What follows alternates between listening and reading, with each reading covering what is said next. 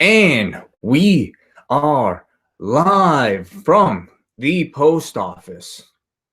It's John Pollock and Wai Ting, and you and I are doing something that we never do, and that is talk. Oh, man.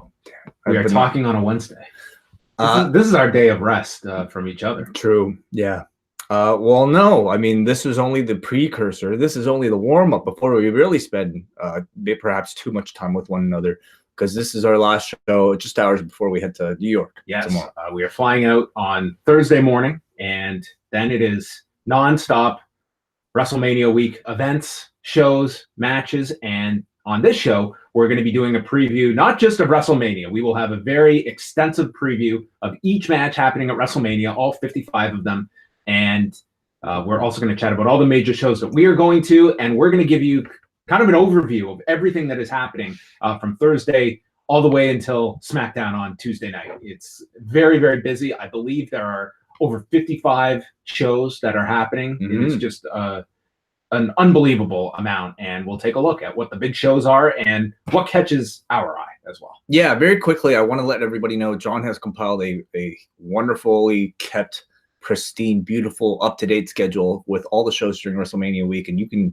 find that at postwrestling.com/mania if you want to follow along with our discussion, or just bookmark it if you are in town, or if you're not even in town and want to catch up on everything that's going on at this very moment. Yeah, it's just an easy thing to follow. It's got all the matches listed. It's as up-to-date as possible that we've got so far, so you can go check that out, postwrestling.com/mania. Just a few other site notes I wanted to mention. We did do another post-media panel. We did this around Crown Jewel, and I really like the format of it. So I did one this week with Raj Giri and Nick Hausman from Wrestling Inc., Sean Radican from Pro Wrestling Torch, Josh Nason from the Wrestling Observer site, and Brian Fritz from Between the Ropes and Sporting News. Just talking a bit about, from a media perspective, going about covering WrestleMania and just the entire week, the decision, do you travel to there live, how has streaming changed it, and also potential changes to the presentation of WrestleMania. So you can go check that out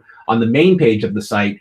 And here at Post Wrestling, I'm definitely looking for anyone, if you are attending any shows this weekend or even just streaming them from home, any notes, any reports anyone wants to send in, feel free to. John at postwrestling.com. Wai and I can only go to so many shows, so anything that is happening this weekend, definitely looking for anyone to share their 2 cents, and we will put it up on the site and give you a nice mention.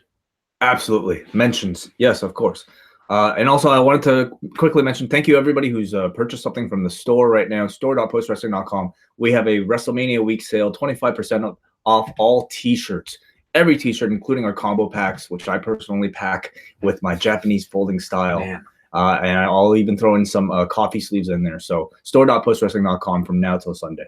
And we're going to dive into our preview now of WrestleMania week. We will be taking calls sporadically throughout the show. We're going to try and keep this thing moving because this could be a monster of a show. The number to call, 732-800-4423, or you can add us, Post Wrestling, on Skype, and we'll be taking your calls, but we are going to be keeping them brief tonight because we do have quite a lot to tackle. So I guess, Wai, as we are, WrestleMania week, in essence, is starting as we speak. There are 5 different shows going on tonight in New York and New Jersey. We've got Pizza Party Wrestling that's happening in Ridgefield Park. UPWA is presenting a card called Undeniable.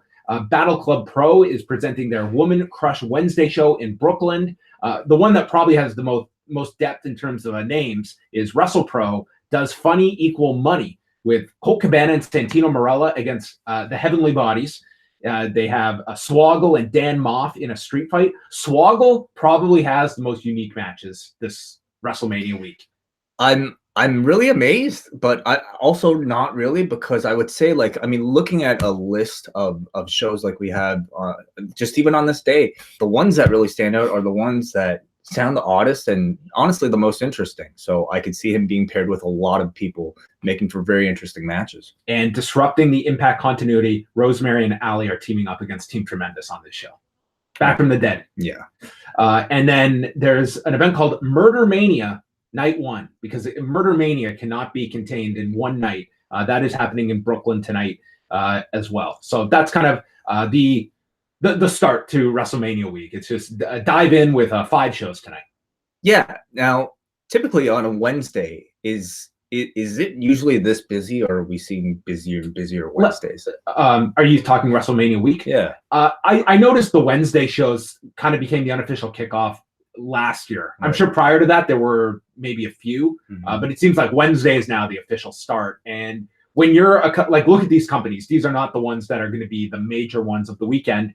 You try to slide into a night that's going to have less competition. And I'd say kind of an interesting gap is Saturday during the day. There are some shows going on like Pancakes and Pile Drivers, but it's not a plethora of live events. It's a lot of the conventions that you're going up against, the WrestleCons and the Accesses. But for live matches, we'll get into it. Saturday morning is that's kind of like, if you were wanting to find a slot, that wouldn't have been the worst place to go. So we're not going through each and every match here, but we're just going to kind of give you kind of the highlights of some of these shows. So Thursday at noon, Evolve 125 is presenting a card. And this is interesting because, of course, they have the relationship with NXT. So they were able to get Kyle O'Reilly, who is challenging Austin Theory, or as Kyle O'Reilly calls him, Austin Tahiri, for the Evolve Championship. Shane Strickland, who everyone is expecting is going to be finishing up his outside dates this weekend, taking on Montez Ford. Angelo Dawkins against Colby Carino. Eddie Kingston, Joe Gacy, Konosuke Takeshita, and Mao for the Evolve titles, the Evolve tag titles. Kurt Stallion against Kazusada Higuchi. Harlem Bravado against Adrian Jaoud of NXT. Darby Allin, Anthony Henry, and AR Fox and Leon Ruff against John Silver and Alex Reynolds. So pretty much a good representation of what Evolve is today, a mixture of independent talent and NXT talent that are getting dates here. Yeah, I think a show like this is really interesting simply because of the WWE influence. And if you're a Kyle O'Reilly, like, this is a weekend where, I guess, other than this is it. What else are you doing? And so he's not on any of the Access shows that we'll discuss as well. So, I mean, I'm sure you're going to take an opportunity like this to present your best self if this is your only opportunity. I also want to give a quick shout out to our friend Benno from the British Wrestling Experience, and also from the Grapple podcast. That's Grapple Spotlight. He last year he did this, but he also did this year. He compiled like a great infographic of all the places where you can order said shows. Not all of these shows are going to be broadcast or streamed live, but the ones that are, quite a lot are. Yeah, you can find a lot of that information on Benno's infographic, which you can find at Benton Richard E on Twitter.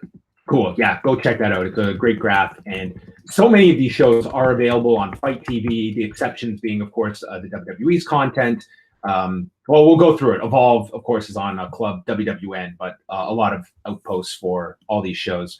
Powerbomb TV is doing a family reunion card tomorrow at noon. They're at the White Eagle Hall. Destiny and Fight Club Pro are doing a show together. This was one where Amazing Red was going to be on, but with the retirement announcement, he is off. That's headlined by Trey Miguel, Kip Sabian of AEW, Penelope Ford, and Jake Atlas, who's getting a lot of buzz to crown the first Destiny Next Generation champion. And the Rascals are on this card. A-Kid out of Spain is on this, along with Carlos Romo. Orange Cassidy, who I think is going to have a very big weekend. He's got his own show that kind of fell into his lap. That Game Changer kind of saved one of the time slots for the collective. Something that like I really loved about going to previous WrestleMania weekends, in particular last year, was to just really see who the most like talked about wrestlers were that weren't signed to any major promotion. I felt last year it was people like Nick Gage, it was people like Walter, who I think a year in afterwards have, to me, like become like, I mean, mega stars. Walter, you know, having one of the most talked about matches that we're about to chat about. Keith Lee 2 years ago. Sure. I know Ethan Page, he is set to do 9 shows this weekend. Wow. Yeah. Amazing. But I mean, Orange Cassidy is also a name that I see pop up like everywhere. Yeah. Maybe I'll do some searching here and figure out who's got the most matches lined up this weekend. Ethan Page might be near the top because now you have so many guys that they are contractually obligated to certain places that it's, you don't have a plethora of guys that are doing the crazy amount. I know Matt Riddle, I think, did 12 last year, which is insane. Yeah. So that's the Destiny Fight Club Pro Show happening at the NYC Arena in Jamaica at 3 p.m. on Thursday. WXW is coming to La Boom in Queens. And it's kind of like these home turfs for all the different places. The White Eagle Hall is where the collective is going to have their shows. You have La Boom, which is all of the WWN affiliated shows. You have the WrestleCon Hotel at the Hilton, which is where all their shows are happening. The NYC Arena has, I believe, 2 shows that are happening. And then, of course, the WWE shows and Madison Square Garden. But I feel that's pretty much the major venues. We're looking at Queens, Manhattan, and New Jersey. And New Jersey, yeah. Impact's out in Rahway. So WXW at La Boom, that's got Bobby Guns versus Shigehiro Irai for the WXW Unified World Heavyweight Championship. Aussie Open, who are booked on quite a number of shows, are on there. LAX is also all over the place this weekend. They're taking on Alexander James and Jurgen Simmons. David Starr, who is not contractually obligated to anyone, he's going to be all over the place as well. And Darby Allin also on that WXW card. Then we get into the first show you and I will be attending, and that's Thursday at 4 p.m. for Josh Barnett's Bloodsport, presented by Game Changer Wrestling. And before we get into this card, I think that Game Changer Wrestling, they seem to be, when I did the media panel, that is the promotion that has been able to find their niche, and I wouldn't even call it a niche necessarily of WrestleMania week. They have become putting their stamp on their style of show, and it has been like they have had the Midas touch. And I think that this weekend is finding these themed shows and making them work for their audience. They have been perfect. Absolutely. I think even just in terms of the way they announce these matches on social media, obviously a lot of the great social media promotion they do for something like Spring Break, they to me are, again, like I've called this before, like they are the cool indie label that I think everybody wants to be attached to.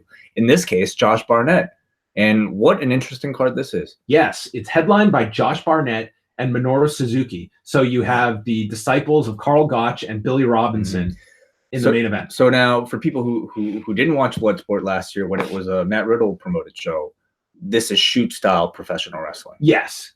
No ropes. And very much presented in the style of, Bloodsport. That's kind of a very, very heavy MMA accent for this kind of a show that was unlike any other show last year. Yeah, I would say last year, from what I saw of it, I thought it was mixed, in terms of like how overall it's entertaining. I thought the show was. I'm looking forward to see like a different crop of guys, their take, in particular, Phil Baroni.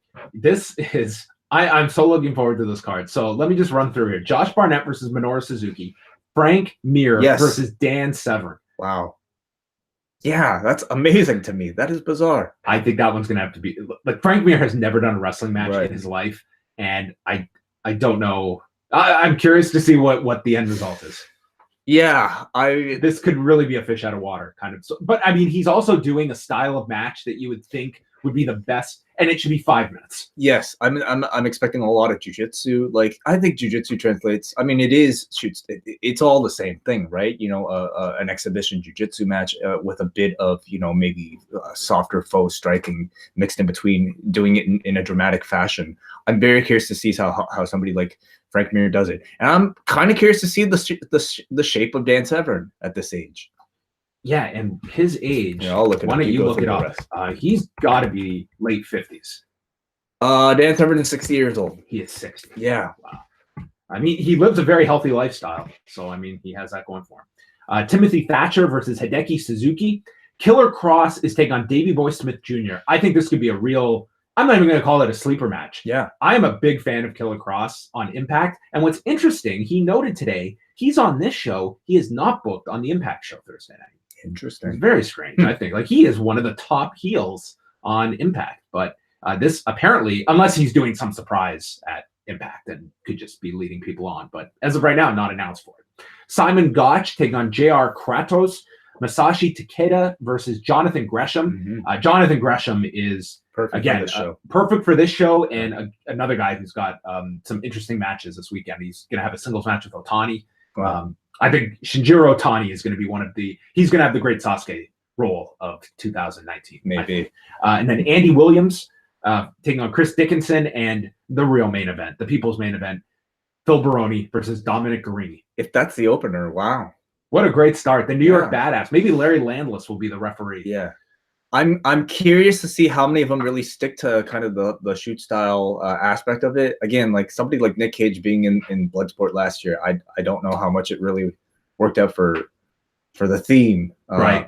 But I this to me like is a roster that seems perfect for this type of show. Yeah, and it's interesting because this is the time of the year where these shows, it's the one weekend of the year where they're advertising the start time. They're also advertising when this show will be out by. Really? Because that's a big concern for fans. Yeah. It's like, to me, you should be aiming for, I would say, 2 hours and 15 minutes. Well, that's, to me, the sweet spot. And you are really asking your audience a lot. And Spring Break can get away with it, and certain shows can. But once you're passing the 2:15 mark, you better be a major show that is, because audiences are going to be, they're looking at their clock at the 2 hour mark because they have a lot planned. On the website, it's listed this show from 4 to 7 o'clock, and we'll see how much it stays within that range. Wow, that's going to be a lot of matches. That's going to be an interesting commute for us.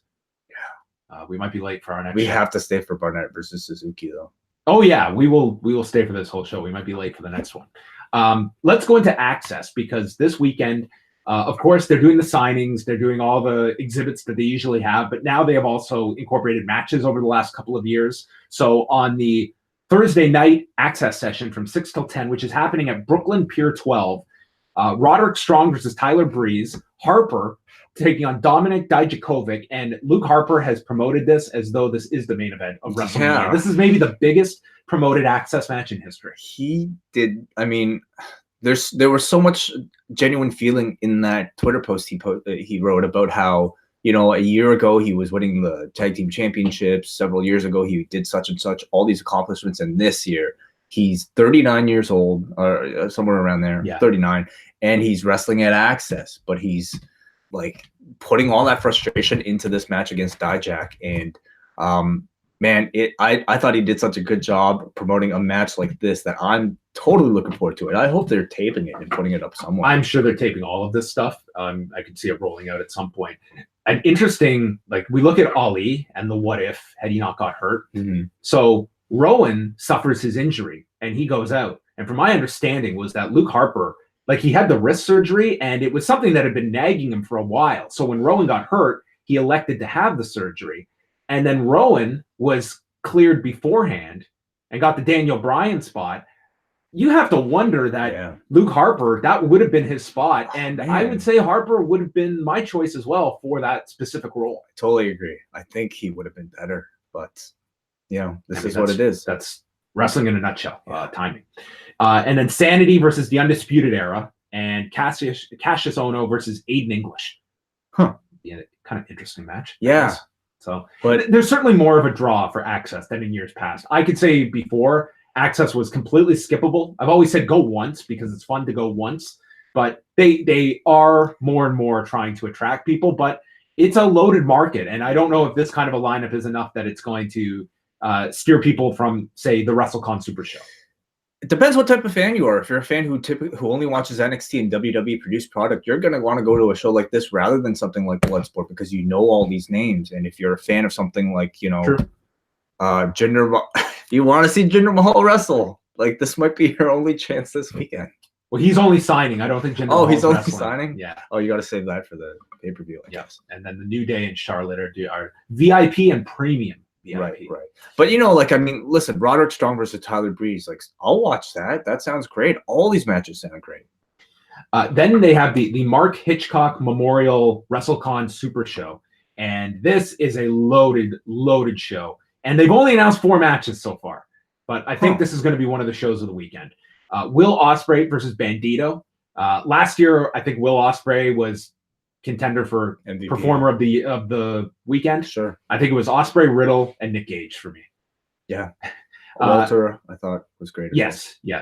Zack Sabre Jr. versus Shane Strickland, Masato Tanaka versus Eddie Kingston, and Dragon Lee versus Cavernario, which this is a show. I don't care what time we get home Thursday night and do our show. This is probably one I'm probably going to order Thursday night and try and watch at least some of it. Liger is on this show. Pentagon Jr. has been announced. Phoenix, SCU, Puma King, Black Taurus, LAX, DJZ, Sammy Guevara, Diamante, Samantha Heights, and Arez. This show looks fucking great. Mm-hmm. Yeah, we don't even know the other matches, but just from those 4. Yeah. Yeah, they did have to announce some matches here. Sorry. So then we going head-to-head with the WrestleCon Super Show is MLW Rise of the Renegades, which you said Bloodsport is running from 4 till 7. This starts at 7. Yeah. So we have to get from the White Eagle Hall to the Melrose Ballroom in Queens. We'll figure out how that's going to work. There are a lot of matches here. This is a television taping. So I know that it's been discussed that some talent, they've been unable to work elsewhere because this being a television taping, it's like traditionally WrestleMania week. These are one-off shows that pretty much it's not, you have to be there early, but for a television taping, they do have to tape non-wrestling segments. And it's unfortunate for the talent that want to just keep their schedules completely booked. But MLW is also taping television. So I can see both sides here. Tom Lawler is taking on Jimmy Havoc in a New York City street fight for the MLW title. LA Park is taking on Pentagon Jr. This was originally the Roosh versus LA Park show before Roosh signed with ROH. The Hart Foundation is taking on MJF, Richard Holiday, and Alex Hammerstone in a tables match that they've been building up on television. They also have MJF versus Brian Pillman Jr., which they are still announcing both matches. So I assume MJF and Brian Pillman Jr. are just working twice on this show. 2 sets of tapings? Yeah. I can see them just breaking this up. This is probably going to be several episodes. Phoenix versus Airwolf. Mance Warner, who's getting very popular, against Sami Callihan. Minoru Tanaka, the GHC Junior Heavyweight Champion, against Daga. Gringo Loco versus El Io de LA Park. Joseph Semel versus Ace Romero. Ace Austin versus Ray Horace. Barrington Hughes versus Jacob Fatu. And Koto Brazil versus Jordan, not John Oliver. Although if he shows up with glasses and a British accent. If there is not a British man in glasses for the clusterfuck.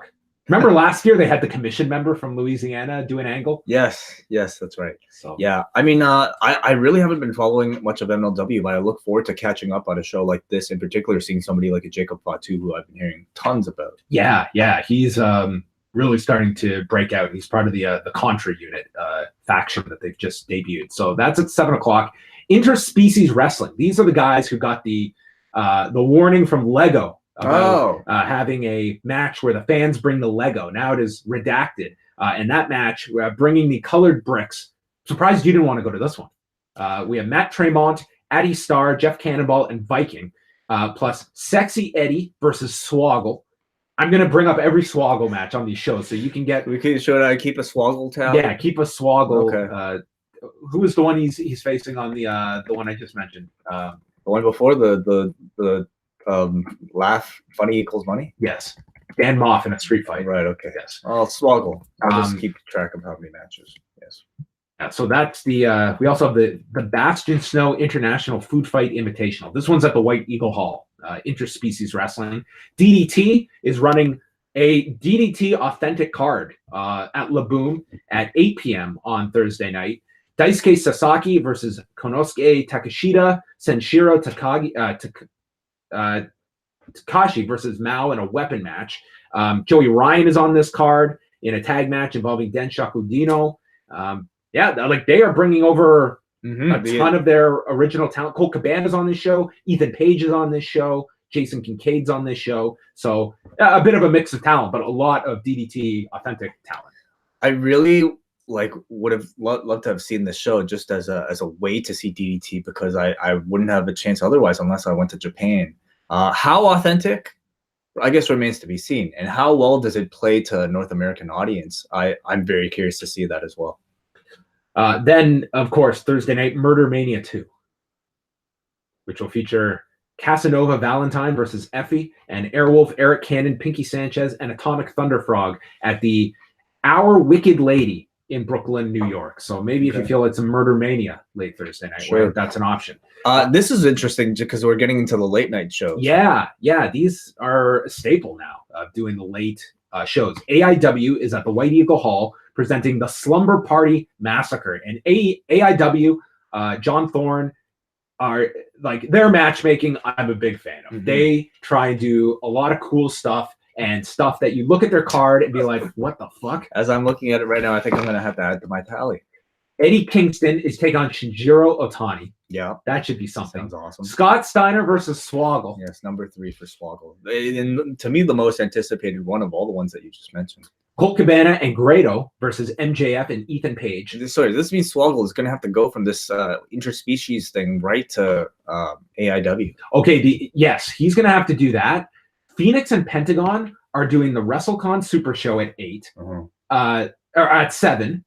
They're doing the MLW show that's at 7. Wow. And they have Impact at 11 p.m. that night. That's insane. So they are doing 3 shows Thursday night. They are booked all over the place this weekend.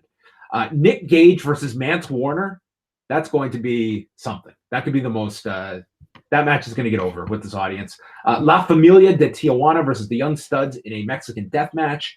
Matthew Justice, Tom Lawler, Tim Donst, and Pretty Boy Smooth in a 4-way. And a AIW tag title match is a 4-way tag title. So that's happening at AIW. 11 p.m. Impact. They were originally running at the NYC Arena in Jamaica, and they cited a curfew reason and then moved venues, and it seems like they have done much better at the Rahway Rec Center, and they have a very good card. United We Stand is headlined by Rob Van Dam and Sabu against Pentagon Jr. and Phoenix. And they Rob Van Dam just did an interview with the Sporting News. He has signed an extended deal with Impact, so he's sticking around. It was just going to be a one-off here. And this is the kind of match that I think people are intrigued by. Yeah. Just because it's one of those, when you want to stand out, what is that match going to look like? And it's a mixture of generations. It's a dream match, I think. You know, for a number of people, I would say. Now, is it a dream match in 2019 with 2019 versions of Rob Van Dam and Sabu? I'm at least curious to see what that looks like. I think that's what they're going with. Yeah. And I would say if you've only got a cursory interest in that, it's a deep undercard as well. Like, I think this is a really good card Impact has put together. Sami Callihan versus Jimmy Havoc in a Monsters Ball match. Ultimate X involving Jake Crist, Jack Evans, Koto Brazil, Dante Fox, Pat Buck, and Johnny Impact. And it's worth noting MLW and Impact are working together here. So that's why there's so much MLW talent on this show, that they are coordinating so that their show will be over in time for people to get to Impact. So they have been working together here. Taya Valkyrie and Jordan Grace taking on Rosemary. Oh, sorry, it's Taya Valkyrie, Jordan Grace, Rosemary, and Katie Forbes in a 4-way for the Knockouts title. Joey Ryan versus Tessa Blanchard. This was originally Eli Drake, and they switched it to Joey Ryan. So he's not an angle. Yeah, it doesn't seem like it was an angle. They have not, like, they've promoted this on TV, but it's not like they've been doing storylines leading up to this. They've just been doing graphics for the matches on TV. Brian Cage, Eddie Edwards, Moose, and TBA, because Johnny Impact was no longer part of this, taking on King Cuerno, Aerostar, Daga, and Drago. LAX versus Low Key and Ricky Martinez, and Rich Swann versus Flamita for the X Division title. Flamita taking the spot of Yamato, who was part of the Dragon Gate contingent that had the visa issues. So that's a really good card, as I've said now 3 times. And then the palate cleanser, 11:55 p.m. at La Boom. Kaiju Big Batel, who, God bless these guys, have announced matches ahead of time, a week out, just in case people weren't sold. It was like, do I want to go to Kaiju? Oh, it's American Beetle and Hell Monkey, plus Burger Bear and Tukor. I can't mess that up. Plus, the Kaiju Grand Championship will be decided way. Yes. We went to Kaiju the last time they were in New York in 2013. Was that in New York? Yeah. Remember that was a goddamn journey we went to find that place? That was a lot tougher to get to. It was really hard to find. This is a lot easier. I mean, a lot of people have asked me, should I go see Kaiju Big Battle? I say yes once. I say yes once as well. Yes. I don't have. It's an experience. It is an experience. I say, and maybe you and I went to one that wasn't like, we were at like a big theater stage. Yeah, it was not a good environment. I would say a bar would probably be way better. Like yes, because when we went, it felt more like an after hours lounge where people would just go and some of them sleep. Like, because it was late, and be prepared for that, wrestling fans, for some of these late night shows, because even at a spring break, people all around us were like passing out. Oh man, the crowd at Progress the day after spring break, oh my god, was like it was like a lecture hall. Oh, honestly, everyone was so tired for the first half of that show. Okay, so now we go on to Friday, and the WrestleCon convention is going on all day long at the New York City Hilton Midtown. ROH has their Festival of Honor at the Hulu Theater, which is adjacent to Madison Square Garden. That's going on throughout the day. the day before their show. 11 a.m. Shimmer, which every single year we go, Shimmer is always the show I would love to get to, and I don't get to. And they've got a very good card here. Dusk versus Samantha Heights for the Heart of Shimmer title. Nicole Savoy versus Hiroyu Matsumoto for the Shimmer Championship. And Tessa Blanchard versus Dr. Britt Baker. Sue Young is on this card against Shazza McKenzie. And Chris Wolf, who is doing her last matches this weekend. She has brought up concerns about concussions, and she's planning to walk away from wrestling. So she's on this, teaming with Delmi Exo, Ashley Vox, and Solo Darling against Thunder Rosa, Holodead, Indy Hartwell, and Steph DeLander. So Shimmer always puts out quality stuff, and that's streaming on Fight TV. That's at Laboom. The show we will be going to on Friday morning, our first show of 3 on Friday, is WrestleCon US versus the World at the Midtown Hotel. Ethan Page taking on MJF. Rich Swann versus Yuro Kuroshio from Japan. Brian Cage versus Masato Tanaka. That could be absolutely insane. Puma King versus Sammy Guevara. The Rascals versus Robbie Eagles, Adam Brooks, and Australian Suicide. Brian Pillman Jr. versus Emil Satochi. David Starr versus Daga. LAX versus Teddy Hart and Harry Smith. And Darby Allin versus Black Taurus. Very cool. Could be a fun show. Yeah. And very close to where we are. Yes. Wake up, go downstairs. IPW UK is running at noon. That'll feature James Storm. This card is just all over the place with interesting names. I mean, it's IPW UK with Jimmy Havoc versus James Storm. James Storm is on one show, and it's the UK-based event. Oh, don't you know the Brit James Storm? Yeah, I guess so. Joe Gacy on this, Bobby Tyler. Anyway, I've got 6 matches here that they have announced ahead of time. Chikara is happening at noon at the White Eagle Hall, Once Upon a Beginning. Access from WWE is going on from 1 till 5 on Friday with matches Tyler Bate versus Brian Kendrick, Jordan Devlin versus Akira Tozawa. I just watched Jordan Devlin and Walter, the title change a few weeks ago from OTT. And how Jordan Devlin is only on Access is just... I mean, that just tells you that I really believe NXT UK could do their own show, even now, WrestleMania weekend. I think certainly. I think they do really well. Yeah, I think they could do as good as I think any of these other super indies. Yeah, they are taping television here at Access as well for NXT UK. And then Flash Morgan Webster and Mark Andrews against Arya Davari and Mike Kanellis. Grand Metalik versus Ligero versus Albert Hardy Jr., formerly ACH. Yeah, see, like that list looks amazing, and I think Devlin and Tozawa. Yeah, that should be a lot of fun. You know, from what I've seen in previous accesses, they've been like really good crowds, but they've been smaller crowds because the venue's not really set up for it, and people all around are like, lining up for autographs and things like that. Now, I try to think of like what these same matches might look like in an enclosed small room. It make a world. It's not of difference. It's not a live wrestling setting. No. Like it's an exhibit hall. Yeah. It's like a big monstrous hall, and then there's like wrestling is one thing that's going on in the corner. It's not the sole focus of why you're there. Rev Pro is at 3 p.m. You and I are going to this show. Zack Sabre Jr. and Minoru Suzuki taking on Hiroshi Tanahashi and Will Osprey. Yeah. Is that a contender for match of the weekend? It could be. It could be a top fiver. Yeah. Roppongi 3K versus Aussie Open. Tomohiro Ishii versus David Starr. David Starr's name's coming up a lot. Him and Swoggle are in. I should keep a star tally, but it's too late. Ryusuke Taguchi versus Rocky Romero, and Jonathan Gresham and Chris Brooks taking on Carl Fredericks and Alex Coughlin of the LA Dojo.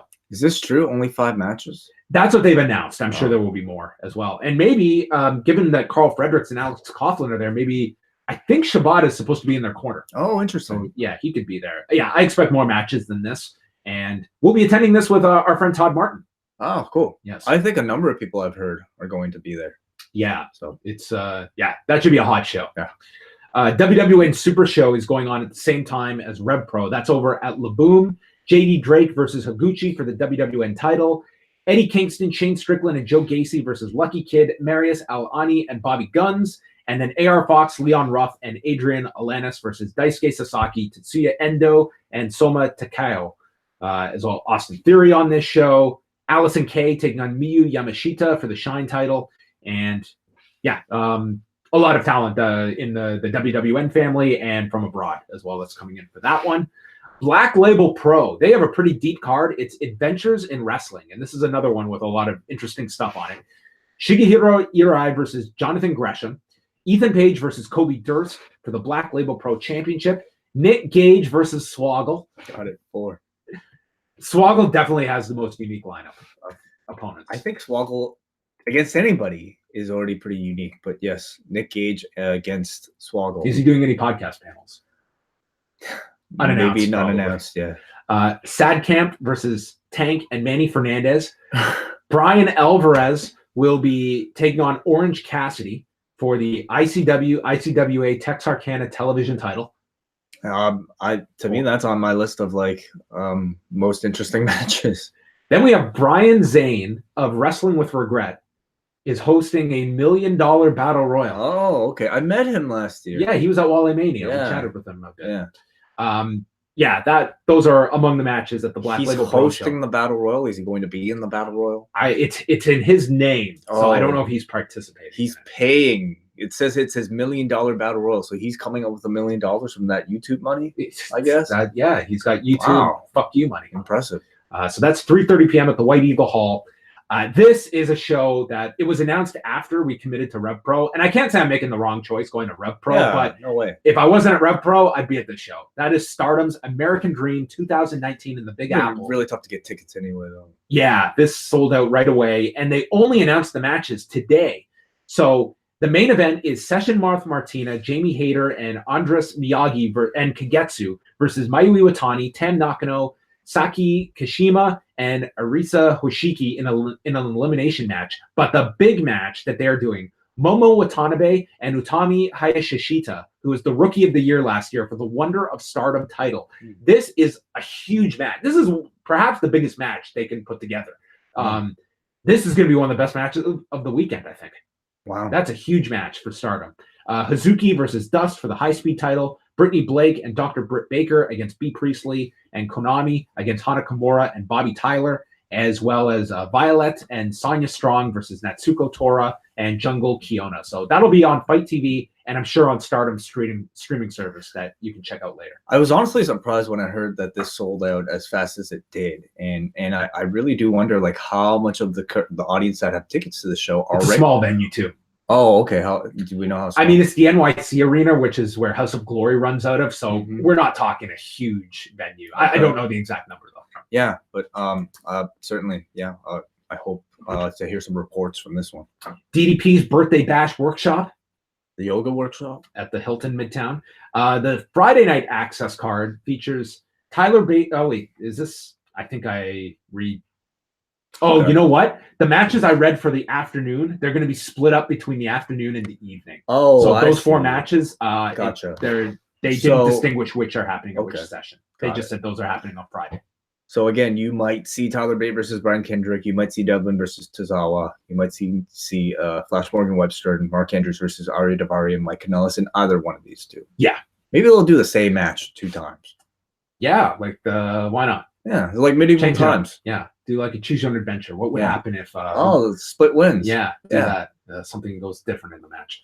MLW are running back-to-back nights. On Friday night, they're doing Battle Riot 2, which was their 40-man battle royal that got over very well last year, and I believe they are close to, if not sold out, both nights at the Melrose Ballroom. So good for them. That's a credit to them. The Battle Riot, they've announced Pentagon Jr. in Phoenix, Davey Boy Smith Jr., Minoru Tanaka, L.A. Park, MJF, Ace Romero, Teddy Hart, Low Key, Alex Hammerstone, Ace Austin, Ken Kurbis, Brian Pillman Jr., Mance Warner, Barrington Hughes, Jimmy Yuta, Ray Horace, Kota Brazil, Daga, Airwolf, Lance Anawahi, Gio de L.A. Park, Robert Dreisker, Myron Reed, Richard Holiday, Rich Swan, Jordan Oliver, Leo Bryan, Michael Patrick, Dan Severn. Plus, they're doing the rematch between Loki and Daga when Loki tried to rip off Daga's ear.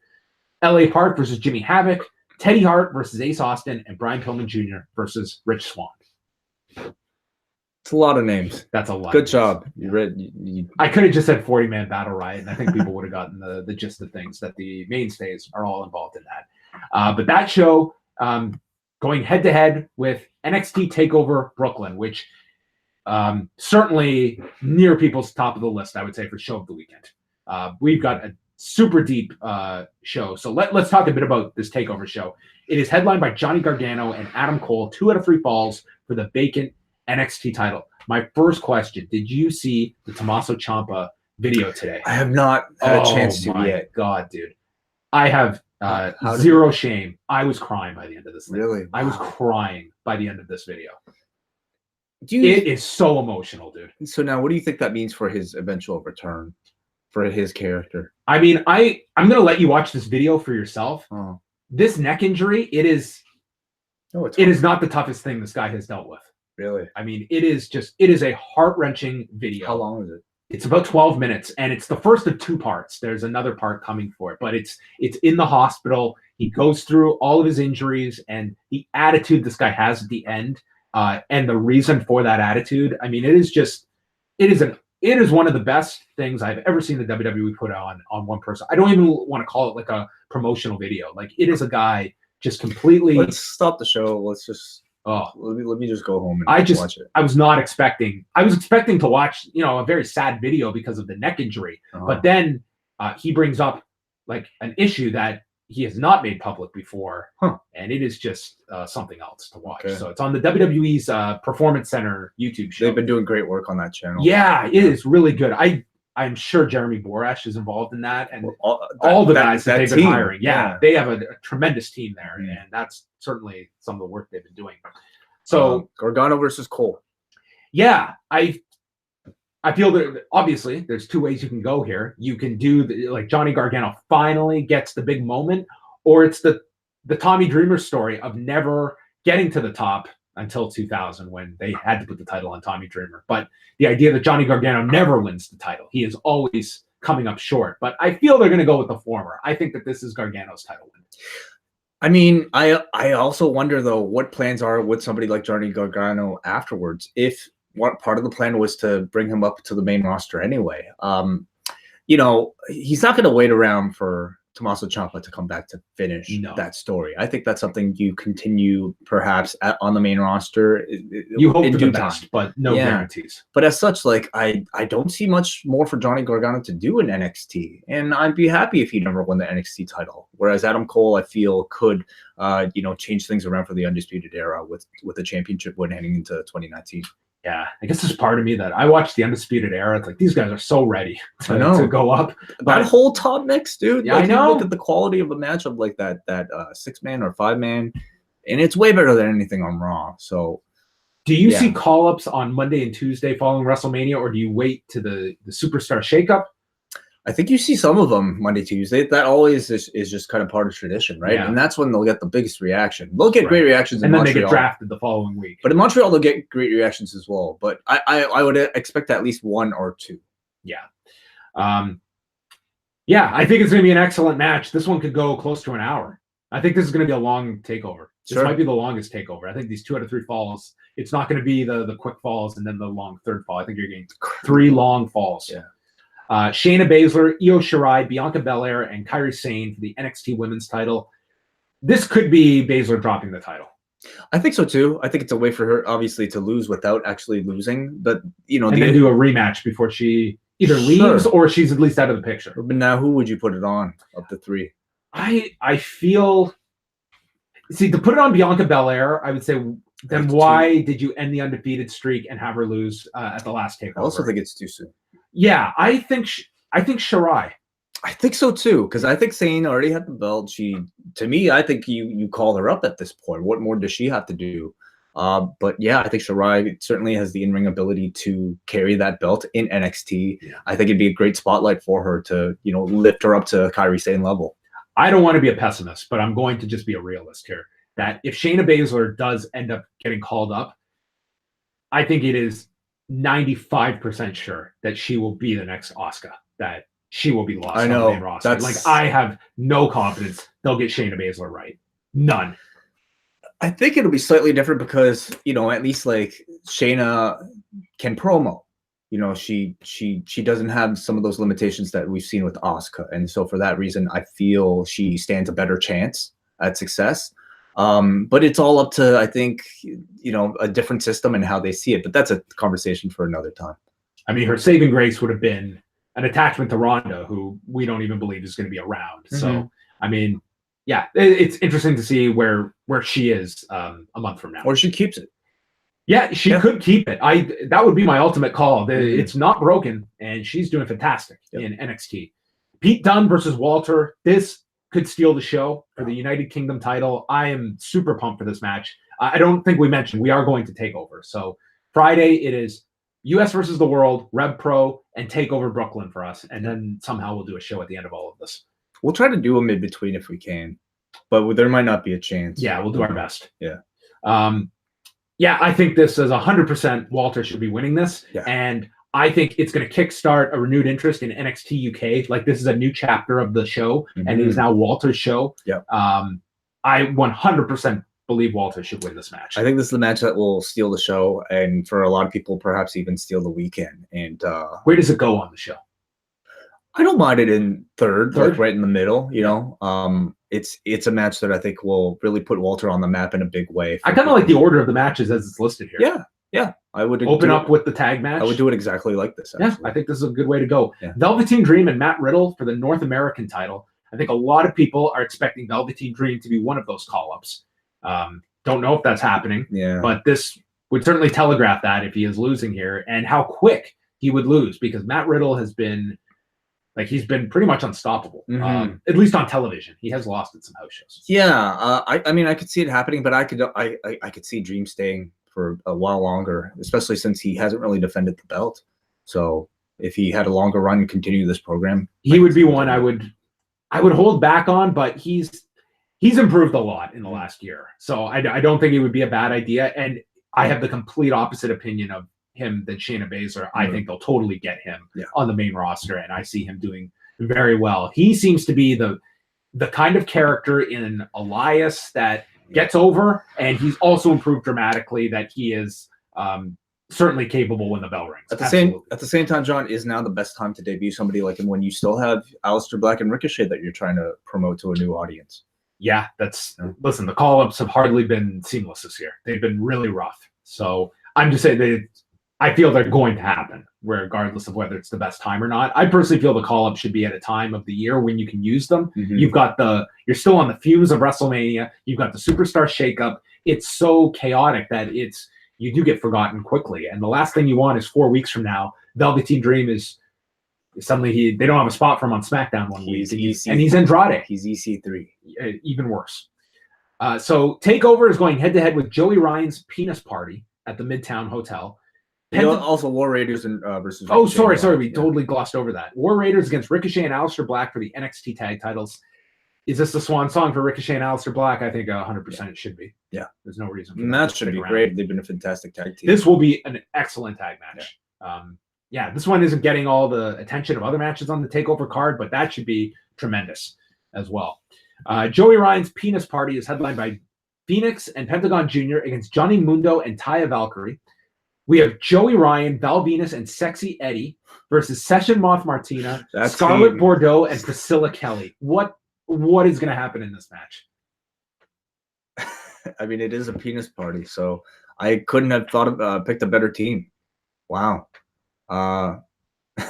Certainly a lot more penis party-ish than the prior match that you mentioned.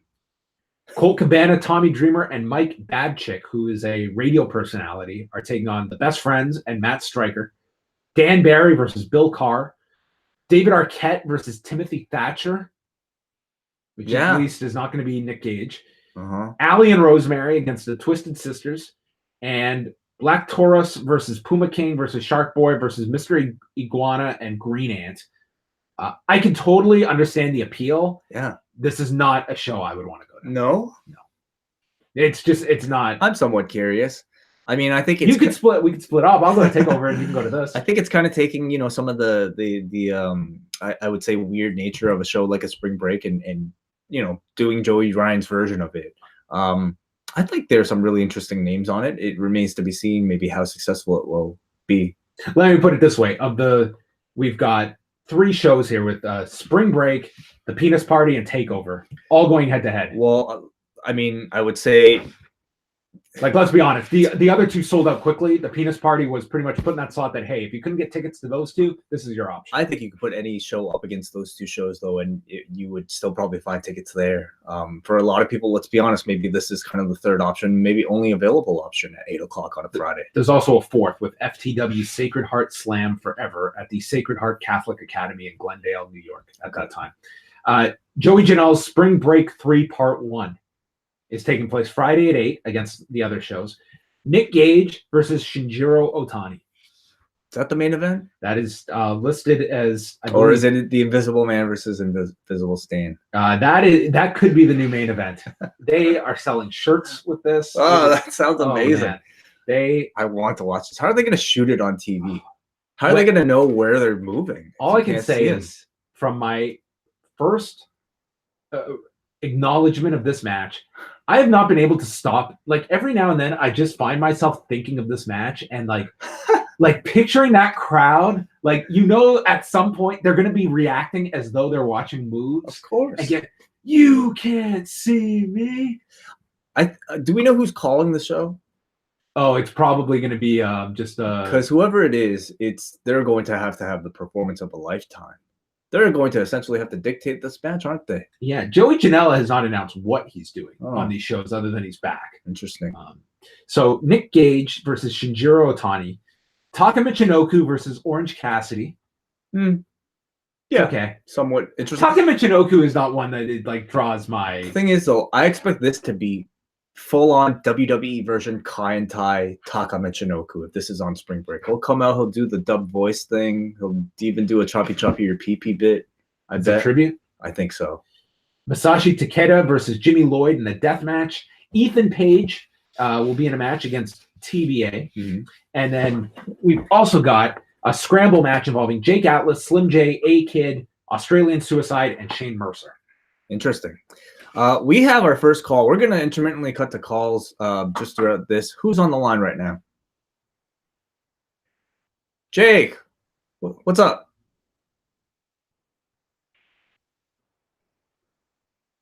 Let's go for it.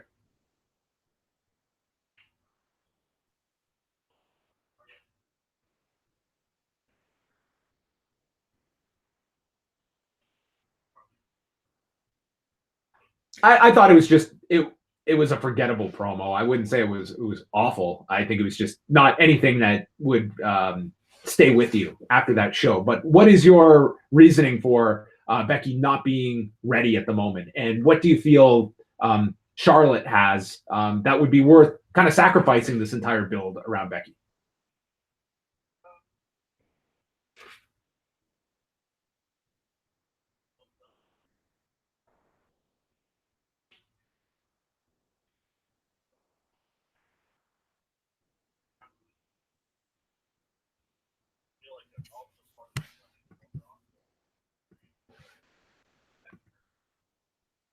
Is this show, though, and this build one where the final moment should be trying to get that kind of heat, though? Like, you can understand, like, that is going to very much leave people sour at the end of the night.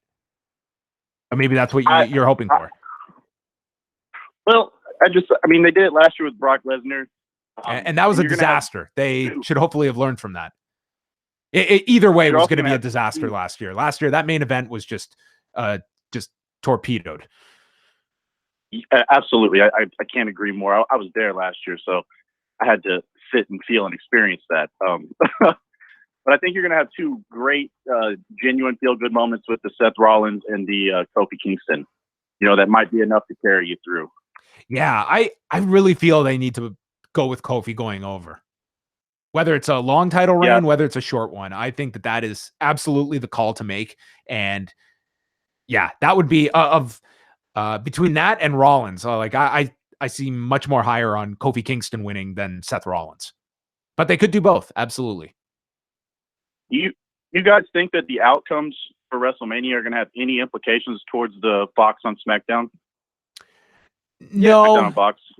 I think so. In what sense? I guess we are so far away from it that maybe what happens at WrestleMania will have no effect. But I certainly feel like they are keeping that in mind when they're making some of these decisions. I think more so the superstar shakeup might have more of an idea But of kind of starts with who has the belts. Yeah, somewhat, and how they're going to, because I feel that with SmackDown, you are going to want to have all hands on deck for the start of that. I don't know if having such a clean, like we always talk about kind of trying to keep these brands distinct. I don't know if that is the best play once you're on Fox and limiting yourself by having half the roster not available to you. So it will be a balancing act come October. Cool. All right. Well, I appreciate you guys letting me give my take. Thanks a lot, Jacob. Thanks, Jacob. Yes, we'll Thank you guys. we'll just shield for cover if his finish ends up happening with Charlotte holding up both belts at the end of the night and everyone riots. I don't forecast that one happening. Thanks for to the chat room for letting me know we had some technical audio issues apparently with some of the callers earlier on, and maybe even some of our mics. So audio should be a lot better now. I was just taking it personally. Yep, let's continue. Yeah, and we will break in for any calls if you do want to get them in, and if not, we will dedicate some time after our preview to calls as well. So Joey Janela's spring break, and rounds out with Invisible Man versus Invisible Stan. That can't be the opener. I think that's a semi-main. These are not in any specific order. It's kind of in the order of which they were announced. So yeah, don't go by these as kind of a order of matches or any of that. This is another one. I hope we can find some time to watch one of the spring breaks at least. I would like to talk about one of them on some show, whether it be Double Shot next week or over the weekend. Blackcraft Wrestling is doing the midnight show on Friday, and that's got Pentagon Jr. against Simon Grimm, Masato Tanaka versus Chris Dickinson, G Raver versus Jimmy Havoc, Johnny Blackcraft versus David Starr for the Blackcraft title, Saraya Knight, the mother of Paige, versus Maria Manic for the Blackcraft women's title, Teddy Hart, Phoenix, Mecha Wolf, Matt Cross, Luchasaurus, and Cortez Castro in a 6-way, Gangrel versus Matthew Justice, a tag team gauntlet, and the Preachers Baphomet Battle Royal. I don't know what that means, but this is happening at midnight from the White Eagle Hall on Fight TV, and quite a lot of talent on this show. I really want to know what a Preacher's Baphomet Battle Royal is. I don't know. I've never seen that word in my life. I probably should have looked it up. And then if your other option at midnight is to go see Dolph Ziggler and Friends. That sounds interesting. At Caroline's on Broadway. That kind of sounds interesting to me too. That takes us into Saturday. Early morning access for WWE. They've just announced NXT UK tapings. No specific matches announced. So bright and early to head for card to be announced. That's a tough ask. Some people it'll work out, I guess, for some. Yeah. Pro Wrestling Revolver's Pancakes and Pile Drivers show is happening. So as I talked about on Saturday morning, there's like 3 shows happening in the early part around noon, 11 a.m. So Pancakes and Pile Drivers, which is Sami Callihan's promotion, has the Rascals versus the Lucha Brothers versus LAX versus Team Tremendous versus Aussie Open versus the besties in the world for the Revolver tag titles. That's a lot of people. It's a lot of teams, yeah. AR Fox versus JT Dunn versus Ace Austin versus Sammy Guevara. Rich Swann versus Chuck Mambo, Moose versus Brian Cage versus David Starr, Jacob Fatu versus Dan Moff versus Ace Romero versus Larry D versus Madman Fulton, who was formerly Sawyer Fulton in Sanity, against Fala Ba. Intergender match with Tessa Blanchard versus Ricky Shane Page, and Adam Brooks versus Matt Cross. So you and I have some plans on Saturday during the day, but I might pop by this, or I might do something Saturday because we really don't have anything until the ROH show that night. So this is where I might catch up on some of the previous nights. Yeah. So we kind of gave ourselves a bit of a buffer on Saturday. House of Glory is running a show at noon on Saturday as well. That's got the Great Muta, who is doing this show of all places at the NYC Arena in Jamaica with Pentagon Jr. and Tajiri against Low Key and LAX. And previously they had announced Amazing Red versus Phoenix, but Amazing Red stating that he won't be wrestling this weekend. And David Starr is on this show. So he's on the Pancakes and Pile Driver show, and then he's got to get to House of Glory. I feel like he might have overtaken Swoggle at this point. Yeah, David Starr is in the lead, I think. So that's the House of Glory show. Also, man, Tequila versus Kikutawa for the House of Glory Crown Jewel Championship. Crown Royal Championship would be something too. Men Tequila versus Kikutaro. Yes. Then I want to talk a bit about this show. So GCW presents Orange Cassidy is doing something. ... This was going to be run by Nova Pro. They canceled their show and gave up the time slot. So in its place, GCW took this time slot. They announced the most ridiculous matches that you've ever seen on a wrestling card, and they sold this thing out. This is a testament to GCW and the faith people have that I will go for a lumberjack swamp monster match and a Yuletide death match, and I am convinced I'll have a good time at this. I think it's, yeah, they certainly built a great deal of credibility with themselves through spring break. But I mean, it's so much of this reeks of like somebody playing a game of like, you know, a video game and then making their own card with just like whatever they want to see, or taking their action figures and just putting them in the oddest combinations. I think a lot of people like that. Yeah. Except somebody's doing it for real, and when you actually get to see the matches. So, and to even the biggest detractor, you're getting Shinjiro Itani versus Jonathan Gresham. Yes. That I think is an awesome match. You certainly have to appease the hardcores who are looking for, you know, maybe that strong performance, or at least like a legend appearing. Okay, so let's go through this. Yeah, I just want Wai's reactions to these matches. And to be honest, like if this was not so far in Jersey City, I would be going to this show. Me too. Jersey City is a real trek for us to have to go out there. Nick Gage versus, maybe we could order this. Nick Gage versus Ultramantis Black in a Yuletide death match. Chucky T versus Beretta in a 1 minute time limit match. Shotzi Blackheart versus Saraya Knight versus Alley Cat versus Chris Stratlander in a lumberjack swamp monster match. Chris Brooks, whatever that means. I don't know what that means, but I'm curious to find out. Chris Brooks versus Logan Easton LaRue in a 7 of 13 falls match. Amazing. Sonny Defarge versus Tony Deppen versus Airwolf versus Jigsaw, Lucky 13, and Jake Atlas and Dan Champion in the 3rd annual JanSport Invitational Scramble. Wow. JanSport meaning a 10-person dodgeball schoolyard pick'em. No, that's a separate match. Oh, okay. Sorry, JanSport like has the an asterisk. Like the clothing backpack. The backpack company. Got it. So there will be something involving JanSport. And then, yes, there's a 10-person dodgeball schoolyard pick'em tag match. Okay. I don't know all the participants. I think Veda Scott's involved in that. This is going to be the weirdest show. I take that back. This probably won't be the weirdest show, but what will be the weirdest show? Because I feel like the penis party is going to be really weird. I feel like this is overtaking the first spring break, at least in terms of how weird it is. I think even spring break, like they would.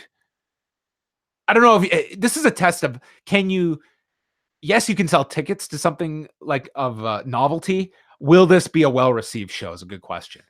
We'll see. We'll see. I think you should expect a lot of comedy and go into it with that. Maybe intention. Otani's going to end up in the dodgeball match. Or maybe he'll have the 7 of 13 falls match. Jim Ross, the latest addition to All Elite Wrestling, is hosting the Slobber Knocker sessions at 1 p.m. at the Gotham Comedy Club. So All Elite Wrestling announced their broadcast team today. They announced Jim Ross is joining them as a senior advisor with a 3-year contract that they said is the most lucrative deal in commentary history. Now, how did they get proof of that? I don't know. And I find it interesting that's even a something you announce.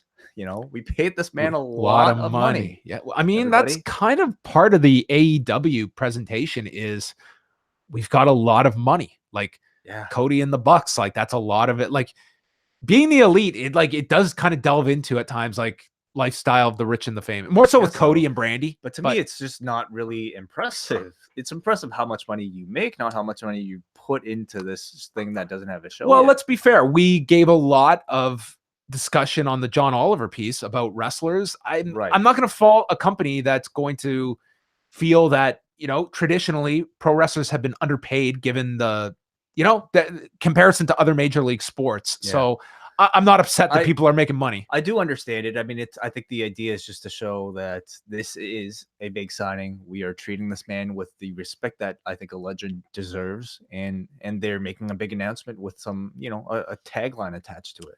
So they also announced in the Road to Double or Nothing video that Alex Marvez is coming on, Alicia Atout, who has now left Impact. We also got the announcements of Excalibur and Justin Roberts. Justin Roberts, who I really like Justin Roberts. I think that's a great attachment for them. I'm happy to see him get a full-time gig. Yeah, I think he was really All those good in people, that. actually. And just Yeah. and I read his book. His book was a really good read as Mhm. well. Not that really translates to ring announcing, but he's also a really great ring announcer. So Jim Ross, they announced him as a senior advisor, and we don't know exactly what that all entails, but watching the video, it certainly is indicated he will be doing some commentary. I don't expect him to be doing the weekly show and doing every match. Like, I think that it's kind of interesting because you've signed Jim Ross, you've signed Excalibur, and Alex Marvez, who even you saw with the mock broadcast with Cody. Yeah. It's all three people in play-by-play roles, and we don't have a color guy. And I don't really know how the broadcast team is really going to work. If it's Excalibur and Alex Marvez, I don't see Alex Marvez reverting to color unless they have their color guy in mind that they just haven't announced yet. We'll see. Maybe they split duties at some point. And how do you use Jim Ross in terms of is he the guy that If comes he out and is- calls the championship match? So what is his official title? Senior advisor. Senior advisor. I mean, I imagine someone would be in charge of like the overall, coaching, maybe producing of some of these acts. I think I would use him for major shows. Perhaps he's your hook for pay-per-views. Yeah. And maybe it's just like the major championship match that he does. And then you have your traditional commentary. It hasn't been laid out yet but it is a 3-year contract. Mhm. So that's notable. Access on Saturday afternoon. Again, just NXT UK tapings. And this is the signing with Daniel Bryan and Braun Strowman doing VIP signings. IWS is doing their show Unstoppable at the White Eagle Hall at 4 p.m. with Matt Tremont versus Nick Gage versus Green Phantom. We're an hour in, everybody, and we're getting on there. Saturday. I'm getting there. It's okay. It's okay. I'm just saying, like, there's so many. Yeah, we're not There's even at so many WrestleMania matches. yet. Access on Saturday night. More UK tapings, and Ciampa and Baszler are doing VIP signings, as is Asuka. Asuka gets the VIP treatment. Cool. Not on television, but at the signing she does. And then Uncanny Attractions is doing drags and drop kicks, and they've announced MV Young versus Casanova. That is streaming on Fight TV from the House of Yes in Brooklyn. Okay. And that takes us to Madison Square Garden for the ROH New Japan G1 Super Show.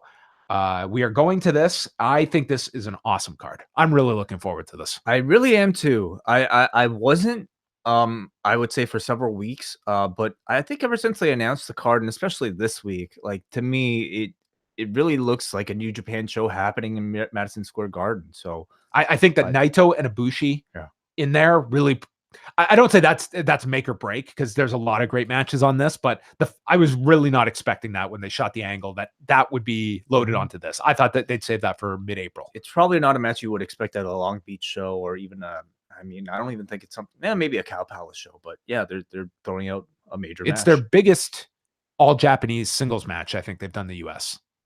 Maybe That comes to mind for me. So Jay White versus Kazuki Okada for the IWGP heavyweight title. We know what the initial plans were. Are they going to follow through? Is this Okada's night to win back the title? Man, I think I'm not the biggest fan of that decision, but I do feel that is the outcome. I think if they do care about a big closing moment to close this MSG show, then I think that's it. At the same time, Jay White only keeping the belt for what, like two months, doesn't make him look all that impressive coming out of this. And I feel he's just like, he's gaining that traction, but it's so early to just pull it away. I'm not saying he can't recover from it, but it's a step back to lose it so quickly. I think knowing Gato's booking style and how much he this needs to happen in order for his other plans to occur, I think I would err on Okada winning as well. Given how meticulous his booking is and maintaining those plans, how pissed is Gato that Kenny Omega outlined all those plans? I wonder. I don't know. I'm not sure. Is he listening? Like, in essence, he gave away. Is he listening to these interviews that he's doing? But it doesn't matter though. Like, he doesn't. He how much did he say? You know what? It's a great point you bring up. That it's very telling that Gato looked at that, and there's no way I can believe he did not find out about that. That your fan base knows this, and you've got the New Japan Cup, and you've got this. A lot of bookers They would just want it. They want to surprise the audience, and they'd throw out their long-term plans to surprise people. And Gedo did not. And I think we don't know that yet. I mean, we don't know. Well, the New Japan Cup, he didn't throw those plans out. Sure. Right. He went with that plan. And yeah, maybe he could ultimately change this. That's possible. But at least the New Japan Cup, he did not sacrifice business for ego. And I think that's a real positive trait in a booker, because many people, it's always about, we're going to fool the audience. We're the ones in control. And he didn't do that. Jay Lethal, Marty Scurll, and Matt Taven in a ladder match for the ROH title. How much credence do you give to the voice on being the elite way, and what that could mean for Marty Scurll whenever this contract is in fact up? Yeah. I don't know, honestly, because all things being equal, he should be winning this. I think so. I mean, he's like, to me, like in terms of star power, he is far and above the other two. He's the lead heel at the moment. Yeah. So I feel like this match could potentially be in a tough spot, sandwiched between Naito versus Ibushi, and the ladder will help, Okada, but the ladder will be a big help. Yes, I agree. It is in a tough spot, and this is a long show. Like, look at from, I would say, Zack Sabre Jr. on these top 5 matches, 3, 4, 5 top 5 matches, even the tag match, like those are getting some time. I'd say the top 5, none of them are going less than 18. Yeah, probably more. Do you want to get to a call quickly? Oh, if we have one, sure. Hey, caller, what's up? Hey, this is Galvin. Enjoying the preview. Sorry for interrupting, but I don't know if I'll be available later to talk. Not a problem. What's on your mind? Just getting to WrestleMania. I'm just wondering about Kurt Angle. I'm just wondering if the way on Raw and SmackDown, the way they've spoken about how immobile and terrible he is, which we can all see, is it a swerve? Like, is this guy going to inject cortisone into every ounce of his body and be unbelievable? No.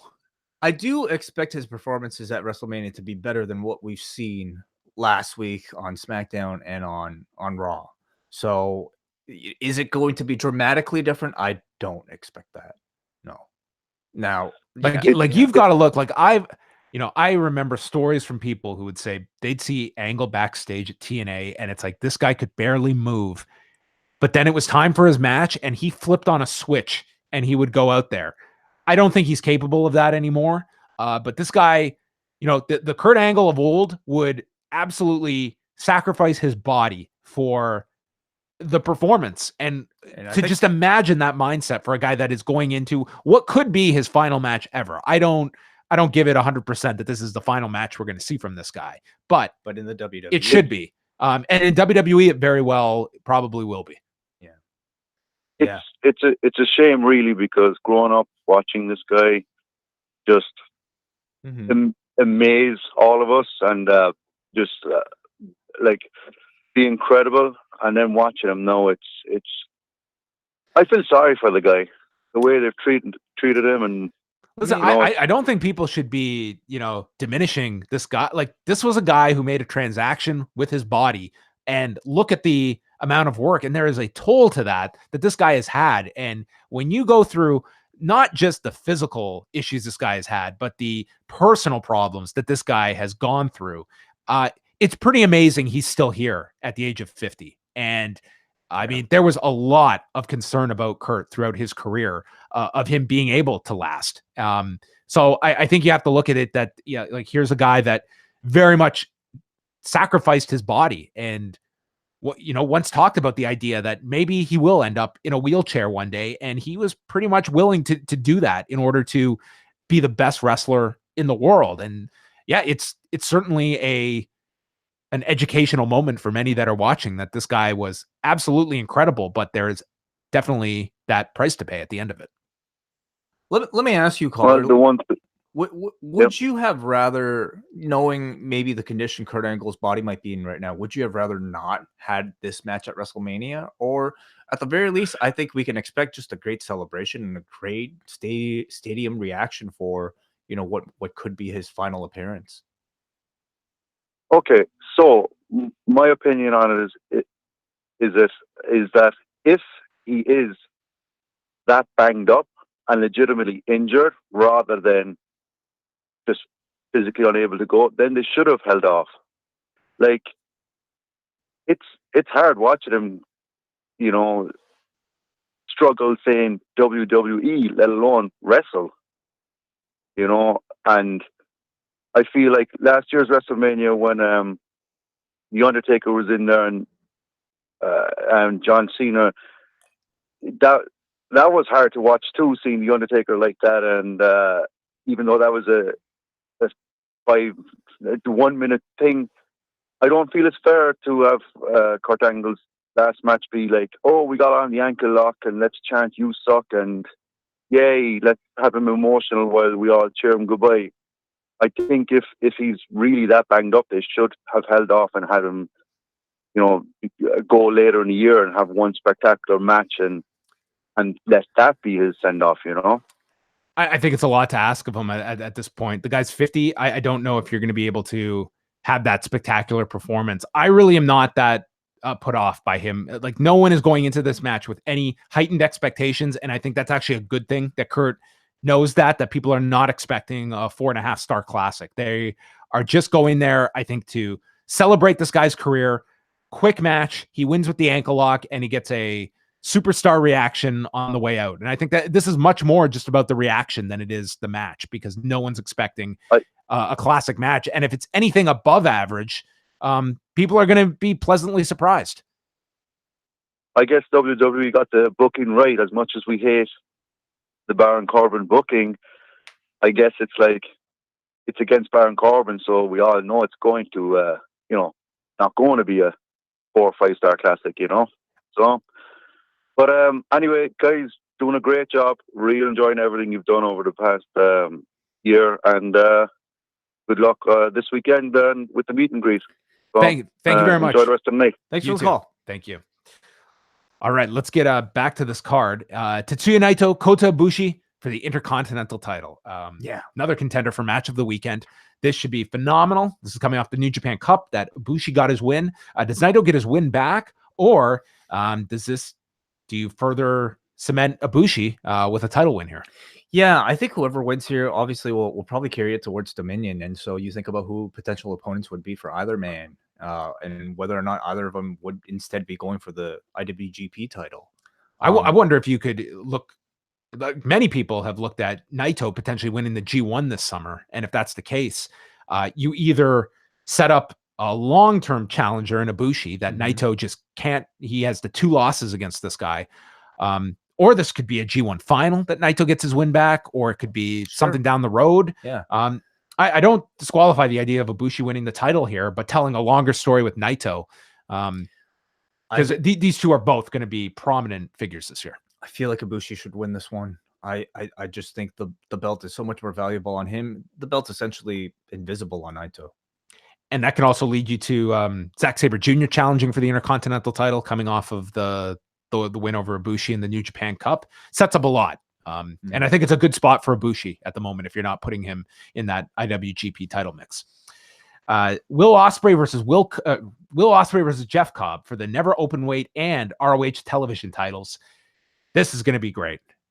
Really solid match. I'm really curious to see like how ROH and New Japan are going to handle these, you know, double champions going forward. I mean, I imagine they'll kind of split them between this and the tag teams, but winner take all, exactly. But I guess essentially what this is just giving a pass for somebody to appear on both products, both promotions. Yeah, and you can easily do like Osprey loses on an ROH show, and it's just for the television title. So do you see, instead of Jeff Cobb going to New Japan, do you see Will Osprey going to ROH for a time? I like the idea of Osprey winning, but what ROH gets out of it is dates on Will Osprey in exchange. Yeah.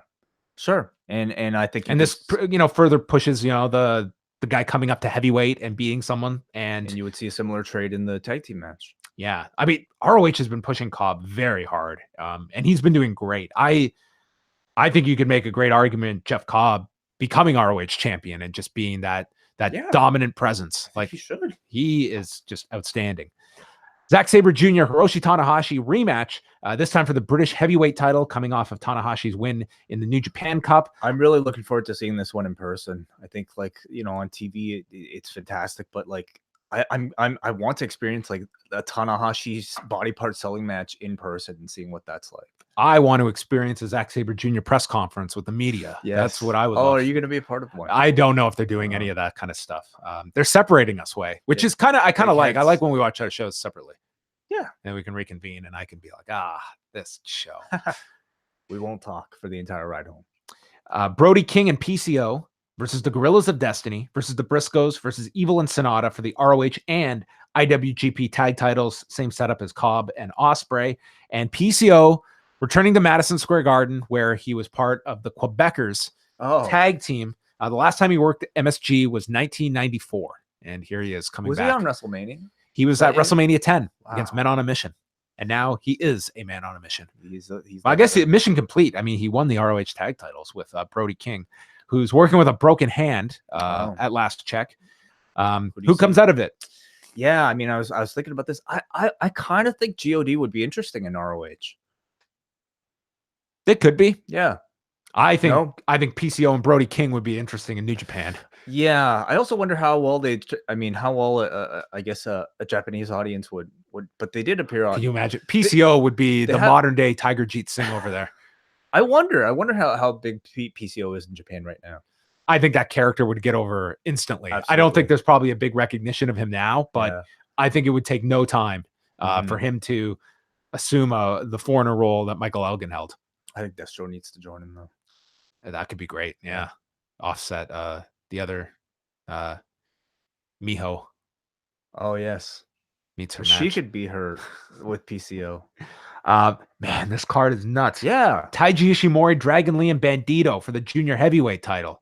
That's going to be so now we talk about this has to be the deepest card. Like there's how many matches are on this? 1, 2, 3, 4, 5, 6, 7, 8, 9, 10, and then the Rumble. So 10, 11. There's actually a women's tag on the pre-show as well, but I think that's only for the live crowd from Stardom. Do you see any of these matches getting their time cut short? Because this is a pretty big show, and how much time is this show going to get, you think? This is airing on Honor Club, New Japan World, and Fight TV, but it's not on traditional pay-per-view, so they're not constrained by that. So I mean, ROH tries to cap their shows at 3 hours. There's no way they're getting this in under 3 hours. I thought last year, like Cody versus Kenny. That was long. That was about 4.5. Yeah. That was long. You saw the result of it with Dalton Castle. This one probably will. Like this one's going to go at least 11 p.m. Yeah. Yeah. This is going to be a late one. For the junior heavyweight title, man, I'm thinking Ishimori is actually going to retain this, but man, you could also make a hell of an argument for Dragon Lee and Bandito to go back for the best of the Super Juniors turn. Like that best of the Super Juniors this year is going to be stacked with the added junior heavyweights they have in that mix. Yeah, I see Ishimori keeping it since it's a New Japan title. If it was like an ROH thing, then it would be different. But speaking of this championship, do we get Kushida at TakeOver? In the crowd? Yeah. Sure. Yeah. I mean, they could pick from a big list of people, but yeah, Kushida has yet to have that appearance. Maybe we'll get him at Access. That would be so sad. NXT UK taping. Yeah. Mayu Iwatani versus Kelly Klein rematch for the Women of Honor title. They didn't have a great match at the last pay-per-view, so hopefully this is better. Dalton Castle and Roosh. I think the earlier this goes on, the better, because if this went on late, I think this would have a really tough time with this crowd and the loaded nature of the show. Bully Ray versus Juice Robinson in the New York City street fight, with Juice Robinson answering the open challenge. And I guess the big question marks are Tomohiro Ishii and Minoru Suzuki. And I think it'll be a letdown if they're just in the Honor Rumble. I would not put Minoru Suzuki in there at all. But, I think Juice Robinson being a part of that open challenge, I don't hate that. I know a lot of people wanted to see Bully Ray versus Suzuki, but I think Juice will do a great job as well. Yeah, you've got to have something for Suzuki. I just want to hear the song. Maybe he'll just come out, announce their return to a later date. Yeah, maybe. Jake is telling us from the chat room that Xfinity is actually carrying the G1 Supercard. So maybe in some spots, at least, it might be on a traditional broadcast. Typically now for the ROH ones, they have like the 4-hour window like even 4 hours. I think this is going to be tough to get in. Like I think it will. You probably will get some. Some of this might be pre-show material, don't you think? It's only the Honor Rumble that's on the pre-show. This starts at 7:30. Oh, okay. Yeah. The Honor Rumble's got Jushin Thunder Liger, Kenny King, PJ Black, Beer City Bruiser, Brian Malonis, Cheeseburger, Rhett Titus, Coast to Coast, and Tracy Williams. Obviously, a ton of surprises. I'm sure Colt Cabana will be in this. I'm sure you'll get random New Japan guys. There'll be tons of people in this and probably many surprises. Yeah. Swoggle, even. Is this just foregone conclusion Liger should win this thing? No, not necessarily. Oh, come on. Who else? PJ Black should win this? Coast to coast, Shaheem Ali wins this. We don't know who's going to be a part of it. It could be the Iron Sheik, and he can't get out of the ring, so he'll have to win. I hope Liger wins that. The WWE Hall of Fame, DX, Honky Tonk Man, Tori Wilson, Harlem Heat, Sue Aitchison, and the Hart Foundation, Jim Neidhart and Bret Hart. I'll definitely try and watch this. I just don't know when. I think Bret's speech will be really good. This might be a double shot thing. I would like to try and do this for the double shot, maybe. Sure. God damn, if this is as long as last year's, though, I hope it's quicker. If I see 5 hours for the Hall of Fame, that's going to be tough. It's not on TV. Yeah, I mean, whose speech are you looking forward to? Because we don't know who's inducting whom. No, they haven't announced any inductors, but they are scheduled to have them. I think Bret's speech is going to be really great. Yeah. I think DX will be interesting. I mean, I think Road Dogg typically has been a very good speaker. Sean Waltman actually kind of want to hear speak at length about his career. Yeah, I guess this comes down to how much Sean and Hunter need to do their comedy shtick and kind of dominate it. Sure. And I perceive them to be the headliners too. So interesting that they didn't really kind of go for any celebrity wing inductees this year, and I kind of like that. The Honky Tonk Man. He should be fun, dude. I hope he comes out in the one-piece suit and does just sings. I hope he's like, who inducts him? Man, Jimmy Hart has a lot of options on this. He could do the Hart Foundation or Honky Tonk Man. I don't think Jimmy Hart should induct the Hart Foundation. He should be a part of the. You know what? Natalia should do the Hart Foundation. Yeah. Jimmy Hart does Honky Tonk Man. Right. Okay. Yeah. Wait, Natalia is accepting, I would think, for her dad. Don't you think? I mean, maybe we'll see. I mean, maybe they're gonna not have inductors for every single one. I mean, that would save a lot of time. That would save some time. Hey, Al Wilson has to induct Tori, right? Al Wilson and Dawn Marie. I think Stacy Keibler actually could be. Harlem Heat. They should have a good speech. You know who should induct them is Sid. Sid loved those guys. Oh yeah. Oh yeah. Sid should be going in the Hall of Fame. I think it's about time. Jake, what's up? Gentlemen, good to hear from you again. Can you hear me? I can. You're very muffled, but maybe a little farther from the mic. Let's hear you again. Oh yeah, there you go. Can you hear me now? Yes. What's up? Yeah. Good thing you guys are transitioning into the Hall of Fame. I gotta say, I really feel bad for these guys, and I really feel bad for this show because it seems like out of all the shows at WrestleMania weekend, it seems like this show. I don't know about you guys, but it seems like this show is going to be at the close to the bottom of the totem pole. Yeah, and I would say that for perhaps our audience, who might be more interested in something like Orange Cassidy is doing something than the Hall of Fame. But I would contend that there's a great deal of people who really just kind of want to experience the WWE weekend. And a big part of it is dressing up in a suit and going to the Hall of Fame. Or not dressing up and still going to the Hall of Fame as some do. You know, it's all in what you kind of want. I kind of like the Hall of Fame that it's a break from wrestling, but going there live, it's something that 5-6 years ago, I loved going to the Hall of Fame, but now it's just, I'm not dedicating my entire night to going to watch speeches when it's so easy. It wasn't on the network before. It was like you'd get a 1-hour edited version on TV, or have to wait for the DVD. It's so easy to watch that it's not a live event draw for me. You could fast forward through, Hillbilly Jim videos. Yes. Yeah. True that. I wonder how the crowd turnout will be for the Hall of Fame going head to head with G1. So I was wondering, what is there a reason why they haven't announced any inductors as of yet? I was wondering, are there really going to be any inductors anyway? They're supposed to be, but yeah, I don't know what the reasoning is for not announcing them. I mean, it's not a new thing this year. I mean, there's been years, the last few, where they have not announced too many of the people inducting them. You would think maybe not. We didn't include Brutus Beefcake here as well. How dare you? I forgot. Maybe the time limits. I might be thinking that. So yeah, like the thing is with if Hogan's inducting him, maybe it's not something that they necessarily need to announce it ahead of time. And for the others, like realistically, Jimmy Hart inducting someone, is that something that we really need to promote in advance? Right. Like unless you had a celebrity attached to it. Sure, that's it. And maybe it's just going to be some surprise people that they use. And maybe some don't need them because maybe they do want to keep this to a more manageable time than they did last year. Because let's remember, this is also not on the Friday night like the last few years. It's the night before Mania, and I'm sure that they don't want this thing to be going 5.5 hours.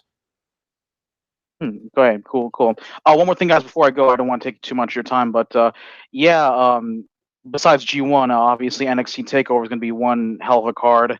I was wondering though, really looking forward to the women's match though. I do feel like that's like with a couple of your points that maybe Shayna, maybe Kyrie might come up, possibly come up to the main roster. So what other women there do you think should also have a spotlight being shined upon them? Because I'll tell you this, I'm really disappointed that where Candice LeRae in NXT is really positioned right now. It's like over there, she's just like, Gargano's wife, and I feel like she should have more of a presence over there. I mean, I was a huge fan when she was in PWG, having those great matches over there. But yeah, hopefully she'll have more of a spotlight on her. So yeah, I think she would be certainly one of the women to feature. I mean, there's a lot of them. It's a numbers game that you have so many there. You have 1 hour, and it's just who's programmed into slots. And yeah, Candice LeRae has kind of just been, a sideline character. I think Mia Yim has been somebody who I think is already ready. There's just not many spots. Casey Catanzaro, they seem to be, seasoning a little bit longer, but she, to me, has like a great presence already on social media. So to me, that's like kind of your next class, but you kind of have to clear the deck. Yeah. And I see Bianca Belair being a great talent and should be in NXT for another year. Thanks, Jake. All right, greatly appreciate it, guys. Thank you. Thank you. Okay, so anything? What are you looking forward to from the Hall of Fame? And I think hearing Brett, hearing DX, I'm a very nostalgic wrestling fan myself, so I think hearing a number of these people, Stevie Ray, talk about his career, I think will be interesting. That's going head to head with the WrestlePro versus CZW in Rahway at the Rahway Recreation Center, headlined by Dan Moff and Mance Warner.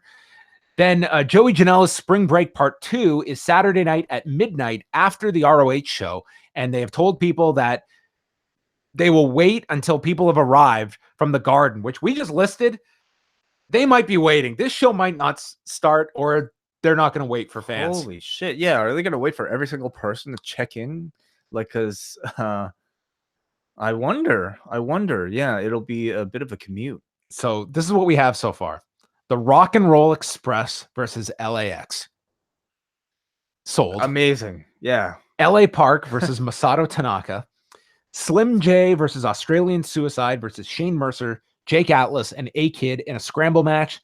And the Clusterfuck Battle Royal, which will include the likes of S.A. Rios, Mantar, Pero, Nate Webb, and Way's MVP of the weekend, Brendan from Wheatus. The lead singer of Wheatus is in the Clusterfuck Battle Could Royal. he win Best Celebrity Involvement back-to-back years at Post Wrestling? He very well could. He could qualify now. So now I guess my question is, like, how does Nate Webb get into the match? Like, does he play him out?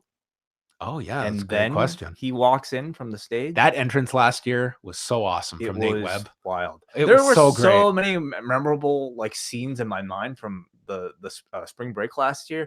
This year, I think splitting the two shows might kind of dampen it a little. I want to see this one more than part one. Yeah, sure, because of the Battle Royal. Because of everything. Rock and Roll Express.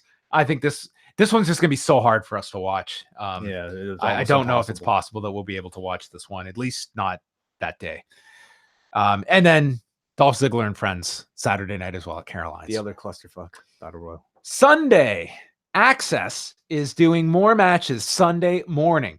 We've got a 20-man battle royal with talent from NXT, NXT UK, and 205 Live, and a 20-woman battle royal with talent from NXT and NXT UK. I'm a little surprised they didn't announce something like the Worlds Collide tournament for this set of Access tapings. You know, just like a network special that they can promote using all this TV time that they're going to have anyway at Access. Well, they'll be taping a lot of this stuff. So, do you think this will be for the shows? I don't know. There's a lot happening. I don't even know where they could air all this stuff unless they created its own special or something like that.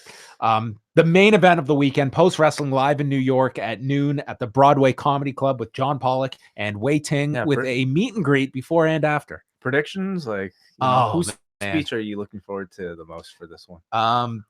The question will be, I think Wai's going to carry it. I think that he's going to be the one that people are there to see. No, these always end up being ask John Pollock questions while Wai answers, adds a little bit of information. That is not true. I think people have way more interest in meeting you than me. Either way, I'm happy to be there. I'm happy to greet everybody, give you guys a postcard, some stickers, maybe even some coffee sleeves if we can take those across the border. But if you're listening to this, hopefully you have your tickets. Certainly credit goes out to Capital Wrestling, who have decided we're running a show WrestleMania Day at noon, ready or not. They're ready. They're running at Ridgefield Park, 106 Bergen Avenue. Matt McIntosh versus Sonny Kiss versus Eddie Kingston for the Capital Wrestling title. Jeff Cannonball versus Zach Amico in a death match. Plus Aussie Open against the Ugly Ducklings against TBA amongst the matches. And the return of Special K as well. I mean, if they're willing to go up against Post Wrestling Live in New York, that's right. Not concerned about too much. And it is named after the famous show Ready or Not. That's where this title came from. Yeah. I thought that was just a Canadian show. They did name it after that show. Wow. Did you watch that show? I didn't. No. Busy and the other girl. I don't know the other girl's name. Someone will tell us. Before we get to all 9-10 hours, dude, it's an hour and 37, and we're at WrestleMania now. Last call before we get to our WrestleMania this review. Has to be. We haven't even packed yet. Yeah. What's up, caller? It's MJ. MJ from NJ, whom I might add has been in a very giving mood, giving out a ton of tickets on the message board to the G1 Supercard show. You're so nice of you to do so. How are you, MJ? I'm good. It's WrestleMania season. What better time to give? I know the WWE is giving us a lot to watch on Sunday. My God. Yeah. What's on your mind? I'm surprised you guys haven't got there yet. I got home from dinner and you guys were live. I thought I'd call in. Ready to have you here.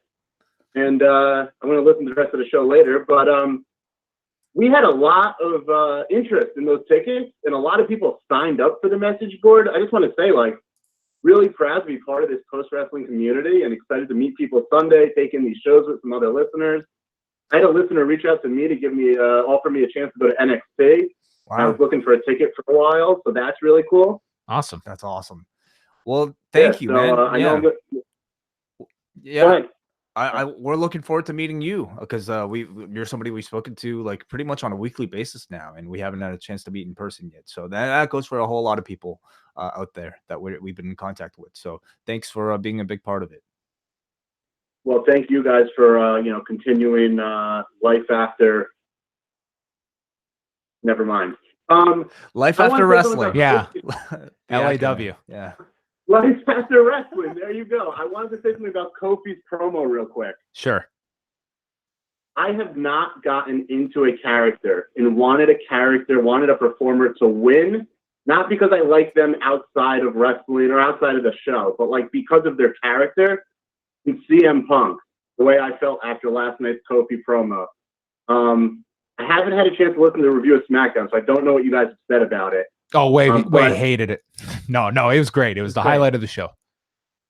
Daniel Bryan's troll work now with this story, and then you got to think of this now. I know they always say think of it after they get to the end of it, after they get to the end of the story.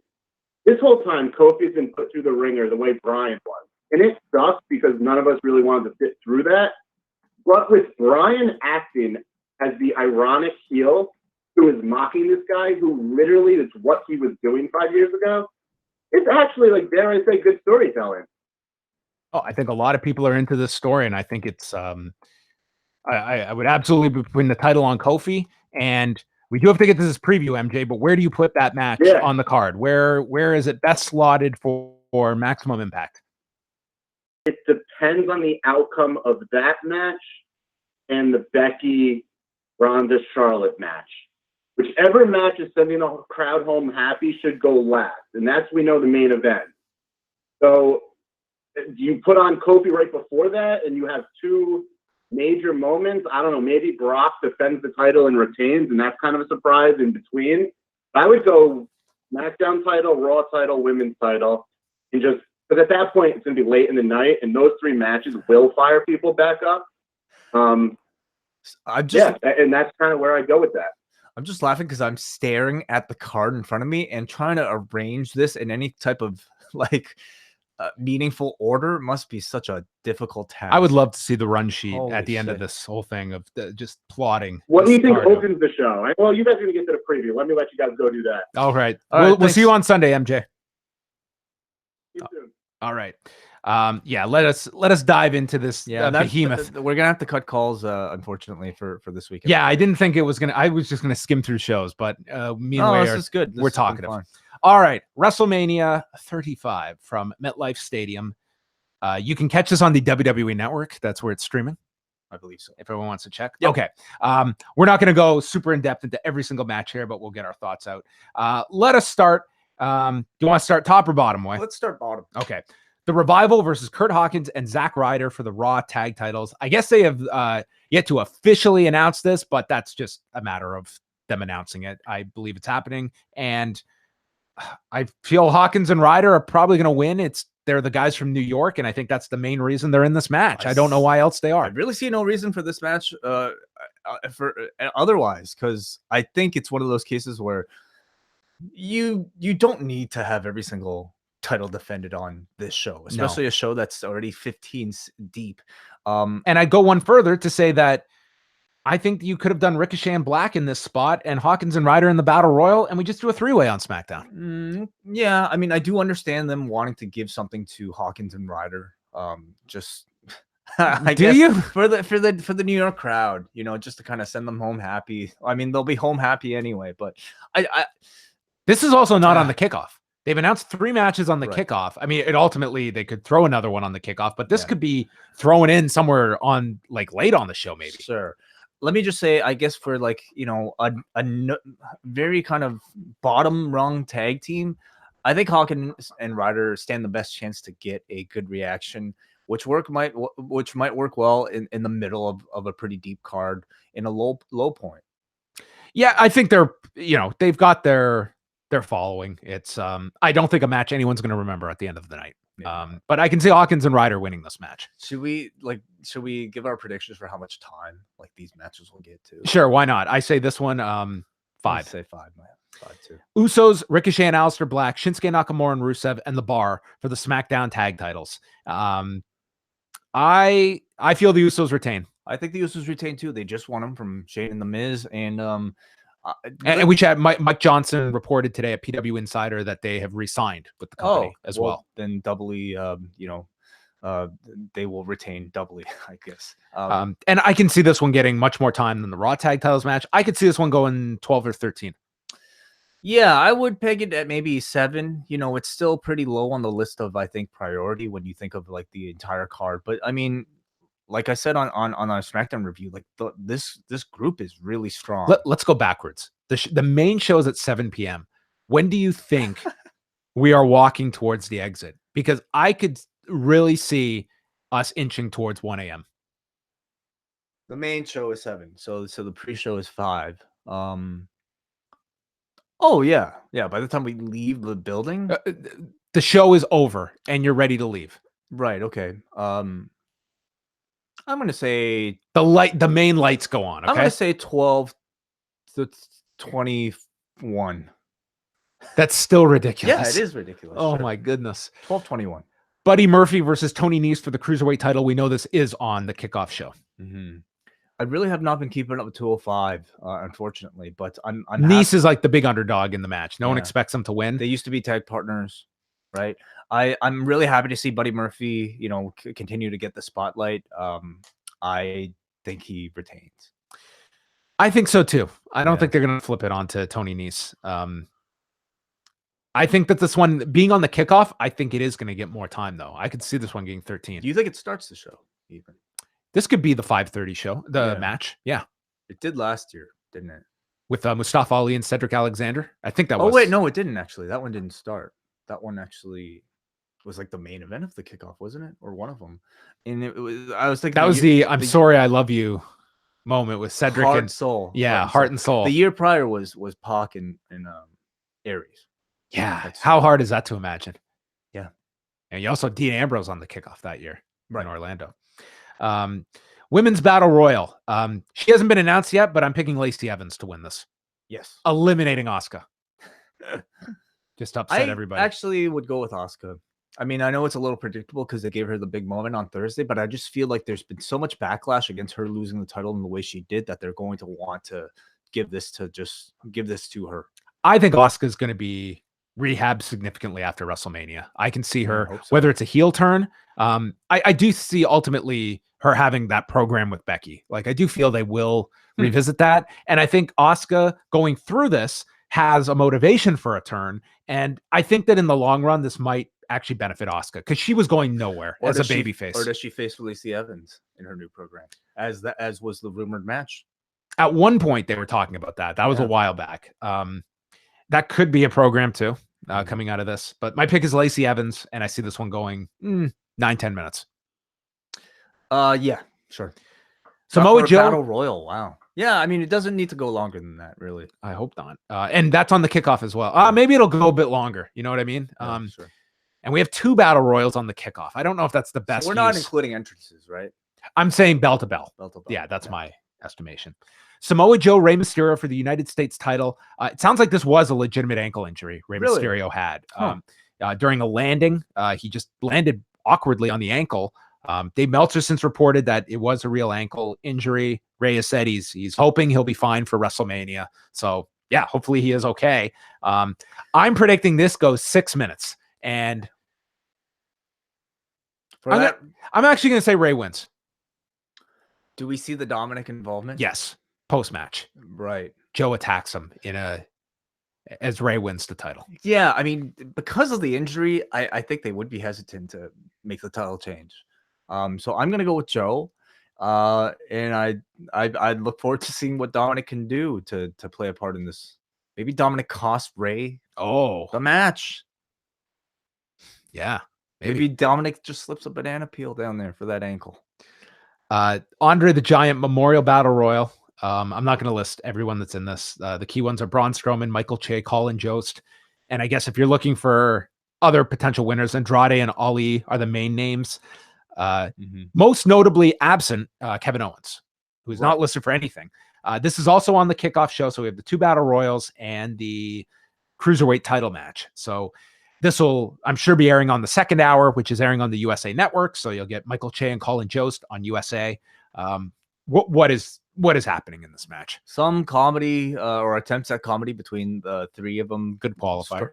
Strowman, Che, and Jost. Could Ali win this? Certainly. I mean, anybody could win it. There's no, and what it means for the winner afterwards, it really means nothing. So, I like the idea of Ali winning, and he's got here's the smallest guy that wins Andre's trophy, and could also benefit maybe from something. I could also just see them giving it to Strowman or Michael Che. That too. They say they'll take the Andre trophy to Studio 8H. The 8H wonder of the world. Oh boy. Michael Che and Colin Jost. I have no interest in this battle royal. Negative interest in the battle royal. I have some sick interest. Sick, sadistic interest. At least it's early. It's not like it's going to be midnight and we're saying, God, we still have the battle royal. I was somebody who really enjoyed the Nicholas stuff last year. So I think comedy certainly has its place. Is Nicholas in this? No, but I mean, like, is Nicholas coming back? No, I don't think so. But I mean that type of segment, like a comedy segment in the middle of the show. Bobby Lashley versus the Demon Finn Balor for the Intercontinental title. Yeah, what's up? What's up, Demon? Yeah, I think the Demon wins. How long? Is this going to be one of the demons, it's like a 2 demon. minutes? It's a demon. It should be two. Yeah, it's a perfect excuse for a squash. We are being very optimistic by picking a lot of low match times. I Like know. they are not going to be this. All of them are not going to be this if quick. they went short, we wouldn't be upset, would we? Of these matches, Joe and Mysterio, I think 6 minutes would be shortchanging them big time. But with the injury, Maybe. Yeah, I can't say like if the SmackDown tag title match got 14, 15 minutes, I think you'd largely get a good match out of that. And some of the like Lashley and Demon, I don't need 12 minutes of that. I don't need. I think it's a perfect opportunity for a squash match, just to put over the Demon, give him a big entrance, big celebration. Done. Sasha Banks and Bayley against Natalya and Beth Phoenix versus Nia Jax and Tamina versus the Iconics for the tag titles. I think that while she hasn't gotten the biggest attention, I think Beth Phoenix has been one of my favorite parts in the lead up to this. And it's been very brief. It's only been a few weeks. I thought she was great on Monday. I think I wish she was just in a more focused role because I think she is more than up for it.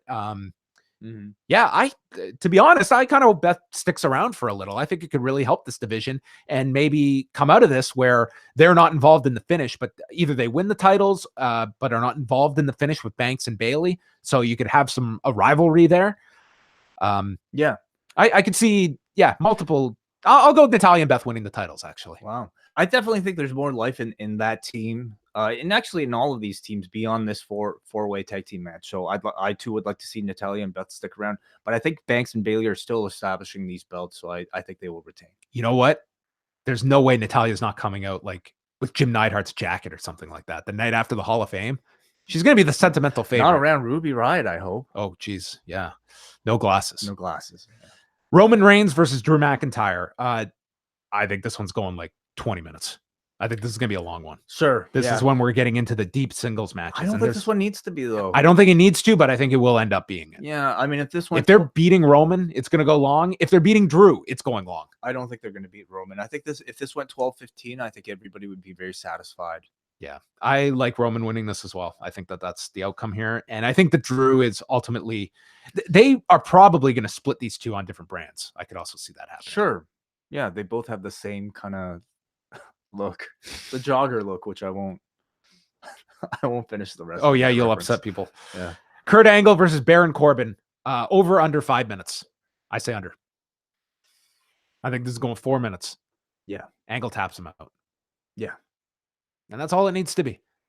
Yeah, I mean, I know you've spoken to people who say it won't be John Cena, but man, I think it's a perfect opportunity to appease this crowd. I think the match is such a letdown though for everyone. It doesn't have to be a full match, I think. Well, anyway. Well, what do you think Cena is doing? I think maybe now would be a good time to mention it. Like he's probably doing something, right? Yeah, he's doing something. Right. Also, let's remember Alexa's got a segment. Alexa's got a segment. Elias has a segment. Yeah. I imagine Michael Che and Colt, like they've announced them as correspondents. That could mean segments throughout the show. That means segment. Like I think that means them being in the battle royal, and maybe we catch up with them in like the hospital or something afterwards. Yeah, there could be something like that. Who knows what else could be worked into the show. Listing those things of nothing has been teased, nothing has been announced. So like interrupting Elias is the most natural thing for me. Yeah. Be happy if it was that. I think Honky Tonk Man would make the most sense for that. They don't do that though with their Hall of Fame guys. You know what I mean? Like Yeah. Honky Tonk Man, they view those kinds of run-ins as like big moments, and I don't think they're reserving that for the Honky Tonk Man. I'll say Cena interrupting lines to me doesn't really make that much sense. It makes as much sense as I think the Undertaker interrupting Alliance, but I would say I could definitely see that happening only because what if Cena comes out to sing or something? It's not better than I think at least a big celebration with Kurt Angle at the end of that match, but because okay, how about this? Who Elias, putting aside your friend booking idea? The Rock. Sure. Maybe The Rock will show up to face Kurt Angle. Yeah. The Invisible Man. Oh well, I'm sure he'll probably make his probably way to make a MetLife run in Stadium. at some point. Yeah, I bet you'll see him. He's here right now. Shit. Wow, look at He's our that special three-man guest. crew here. Randy Orton versus AJ Styles. Is this the start of a program, or is this? I guess ultimately the brand split. You never know where these guys are going to end up in a couple of weeks' time. But very simple build. I think it's been effective. I think it's a good spot for both guys. It's a not main event match, but solid mid-card match. And I see them getting like this is an opponent that I think Randy Orton is going to get up for. And I think this will be reminiscent of the match he had with Seth Rollins a few years ago. Yeah. I love that match. And one of the best finishes Orton's ever had with the huge what was he? The press into the RKO? Stomp. That's right. Yeah, man, that was awesome. Yeah. I'm looking forward to this one. I am too. I think like it typically like, Randy Orton has that very slow style, but I also know, being in there with AJ Styles, it kind of counteracts that. So I'm very curious to see what somebody like AJ Styles could do with Randy Orton. Could he bring out his strong suits and, make this overall a spectacular match? And I think they can, but will it continue? Let's also remember, they like to do their rematches after WrestleMania. Saudi Arabia is coming up at some point as well. Is that April or May? So initially it was going to be May 3rd, and it seems that there is a conflict, and Dave had a new date listed for June in this week's Observer. Okay. But nothing's been announced. Okay. I could see them doing a rematch. I feel like they haven't really gotten into the meat of this feud yet. So this could continue. I wouldn't mind that at all. As we should keep track of this. Okay. So we've gone through, we're expecting Balor to win the title. We're expecting Reigns to beat Drew McIntyre, which I could see that going the other way, but baby Reigns, right? Yeah, exactly. Angle beating Corbin. In this one, I can certainly see Orton being, because as we go up, there's a lot of arguments for babyface victories, and Orton could be one where. Let me change my mind. I don't necessarily think Angle has to beat Baron Corbin. I mean, how often do we see people retire coming off of losses, losing a retirement match? I think Baron's fully there because he's someone they can beat. He's there to be beaten for the pop. So you think so? But I mean, this is also Kurt Angle. Well, listen, the way they ended Raw, where he's tapping out Corbin, certainly like that would not have been the way I would have ended it, especially if Angle's getting that big Angle, win. like, let's be honest, like Angle looks the way he looks, whereas Baron Corbin is a guy who's sticking around. I just think it's such an easy pop. You know what I mean? The feel good moment, but maybe we shall see. So Orton and Styles, I guess I'm picking Orton because they probably have a great finish with the RKO in mind. Yeah, I go Orton too. And AJ kind of continues this losing streak then. Sure. And that could set him up to go to Raw, or they just continue this feud and he gets the win down the road. Shane McMahon and The Miz in a Falls Count Anywhere match. We've talked about this possibly opening the show. Yeah. I don't know where it ends up, but I'm not looking forward to this one, and I do see another heel win here. I see Shane winning this one. I look forward to going into the arena and seeing what Shane could possibly jump off of to make for that WrestleMania moment. I think that's I think this match will be a good stunt show, or at least we'll have one very interesting stunt. The rest of it could potentially be trying, but because it's a Falls Count Anywhere match, I feel like there could be enough bells and whistles to make it work. This one needs it too. What I don't want to see though is just like the 20 minutes of plotting to get to the big stunt. The badass Miz, like Stone Cold Steve Miz. It used to be badass Shane that used to take me out of the matches. Now we got both of them here. How much time? Oh, you know what? Should be 11. Probably will be 20. I could really see this one, especially if it's early. I could see it. Yeah, being at least 15. Yeah. I'm not looking forward to this one. It's one of the weaker ones, but we will see how they gimmick this one up. Yeah. Triple H versus Batista, no holds barred match. Could be Triple H's final match of his career. Nobody is buying this stip. I would wonder how many people know this stip is part of it. No, I mean, if you don't read the graphics, you might not. They did not hammer that home. I wonder if they're even going to bring that up, or if they will. They will. Did they bring it up on Monday? I had no one correct me like usual when I miss a point. I think it was at least on the graphic. Okay, it was on for SmackDown, but Hunter's winning this, or they could shock us. They won't shock anyone. No. I think this is one again, like the Shane match, that I dread is going so long when I really hope it's not. Yeah. What would you like this one to be? Oh, 7. I It's think probably going to be 25. they're going to go at least 15. Yeah, I could see them going 20 because it's Hunter and Batista. Oh, Jesus. That's a scary recipe. Daniel Bryan, Kofi Kingston, WWE title. I really feel strongly on Kingston winning this. Kingston versus Daniel Bryan, I do too. I think there are two slam dunks that you really can't fuck with no matter how many baby faces are already winning on this show, and that's Kofi Kingston and Becky Lynch. Everybody else could lose, but those two need to win. Lance Storm brought up a point on his show with Brian Alvarez, the fact that Kofi winning this title, granted, this is when Lance and most people assume the Saudi Arabia show was in May, but it gives the out that Daniel Bryan doesn't have to be on that show. Yeah, absolutely. So, Brock Lesnar, Seth Rollins for the Universal title. As we get closer to this way, I'm leaning Lesnar on this. I am too. Yeah. Yep. I could see this really. It is, yeah, I think it's the most expendable babyface win of the main events. And I don't think it necessarily hurts Seth that much to lose it now if he does end up winning it later. I do feel it hurts him to lose this. No, I don't. I mean, he'll be in the same spot that he's in. You know, does he get a rematch though? Does this program continue after Mania if he does lose? I mean, the thing is, you've already started this thing with Drew McIntyre.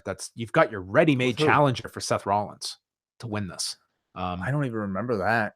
Drew just beat him on TV a few weeks ago. That's true. You're right.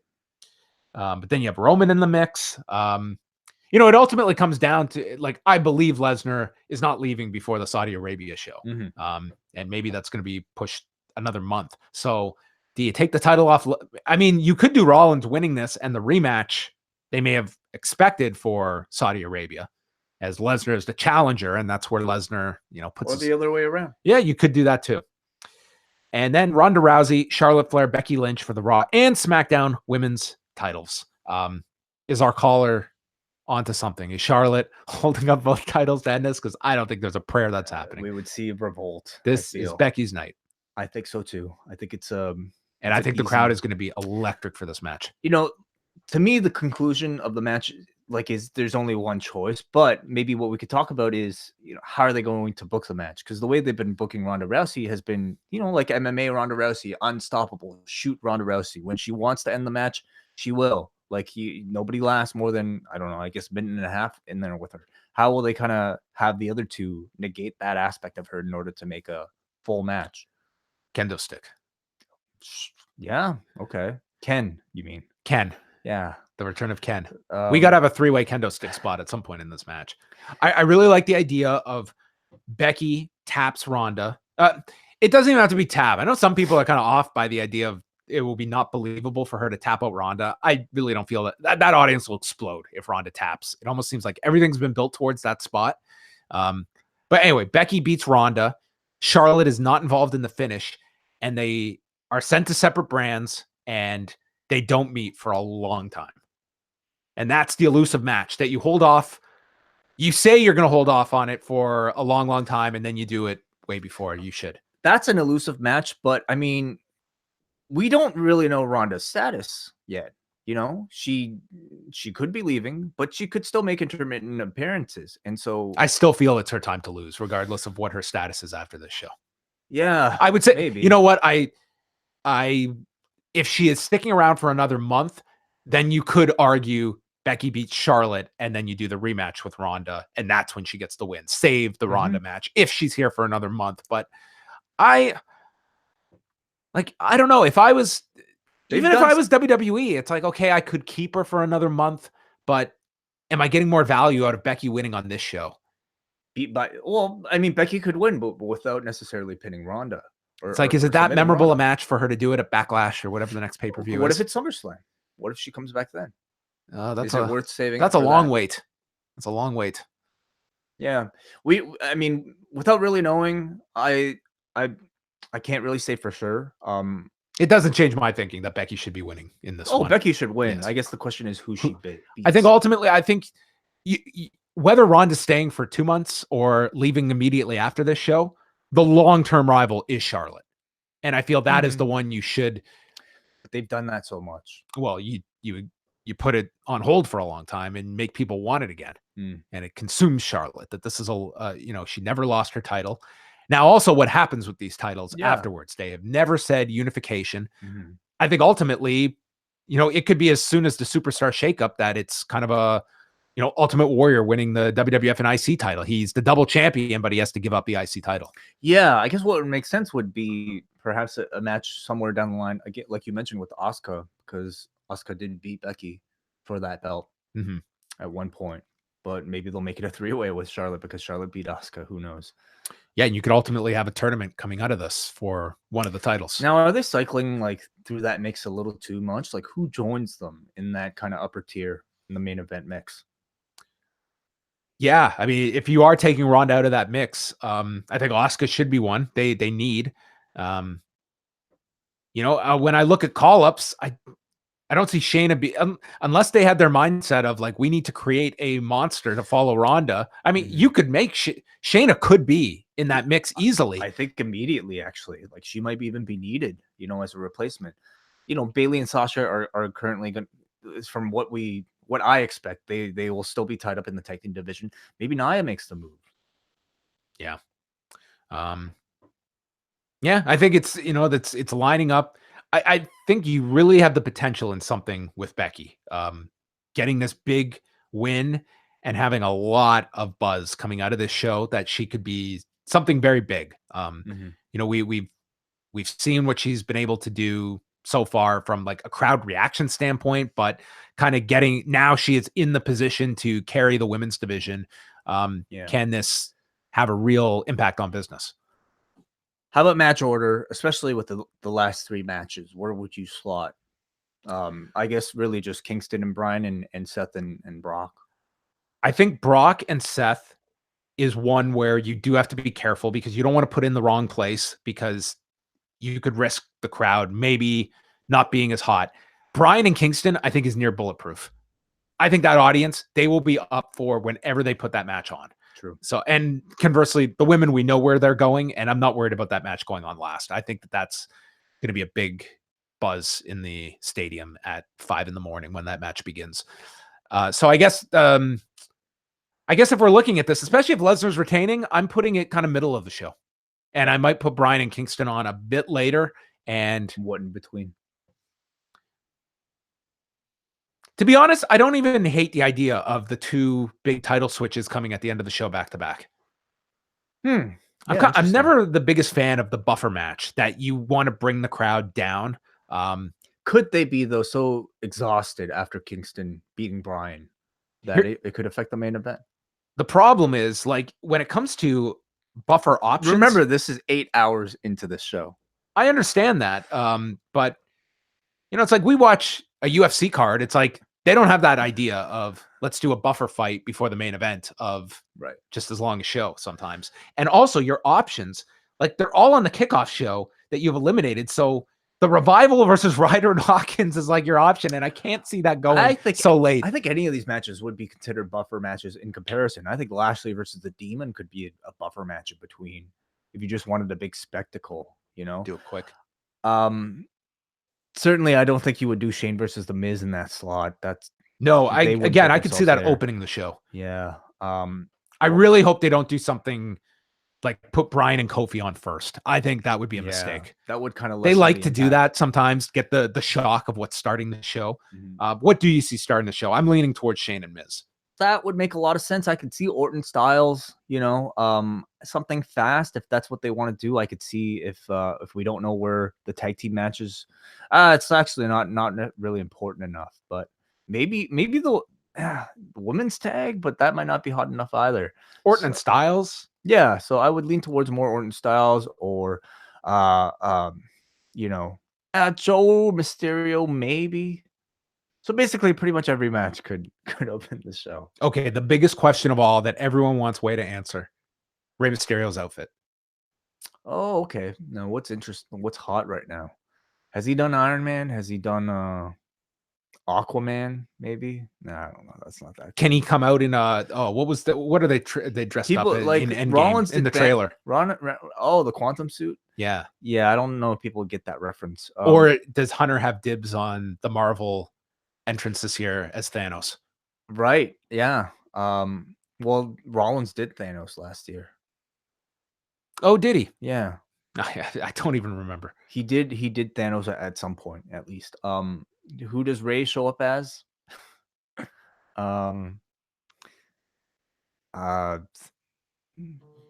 What's I like a don't know, father-son dude. combo? Maybe Dominic's gonna dress up with him. Oh, okay, something with the dad. Maybe he'll be Iron Man and Peter Parker is Dominic, though visually that doesn't really work. Sure, yeah, why not? The mentor. I don't have a better one. Sorry. All right, we have been going very long. That is WrestleMania. On Monday, there's more because Access is back on new. Who wants to go from WrestleMania to Access the next morning? We had this conversation. I think there could potentially be a lot of people that maybe I know they're staying in town. They want something. yeah, to do. their families. They're like, they don't go to Access on the Saturday or Sunday. And To be honest, of all the lineups, this one looks great. It's the women: Io Shirai versus Sonya Deville, Bianca Belair, Nikki Cross, and Toni Storm in a three-way. Piper Niven versus Zelina Vega, and Candice LeRae versus Kaylee Ray. It's like an all women's. Yeah, that's the theme they're doing. So that's a really good lineup. And then Raw Monday night and SmackDown Tuesday night, and that is WrestleMania week in a nutshell. Mm-hmm. All right. Wai and I have to go pack because we have a flight in a couple of hours. So we are going to bid everyone a fond farewell. We will be back Thursday night with a bonus show. So if you're listening to this on Thursday, all of our shows, Thursday, Friday, Saturday, we'll be dropping bonus shows on the Post Wrestling Cafe. You can go sign up, postwrestlingcafe.com. That gives you access to all of our archives, and all of the bonus content will be dropping this weekend. Plus, we will have our free WrestleMania post show late Sunday night. Davey and Braden will be doing a NXT TakeOver post show on Saturday morning. We'll be covering TakeOver ourselves on our bonus show. So every show that we go to, we'll be covering. You will be there right with us along the way. Some of these shows we will maybe record like remotely in some parts. Also, I like to announce the return of Patreon Lens. Whoa! Patreon Lens, which is the Patreon Snapchat feature.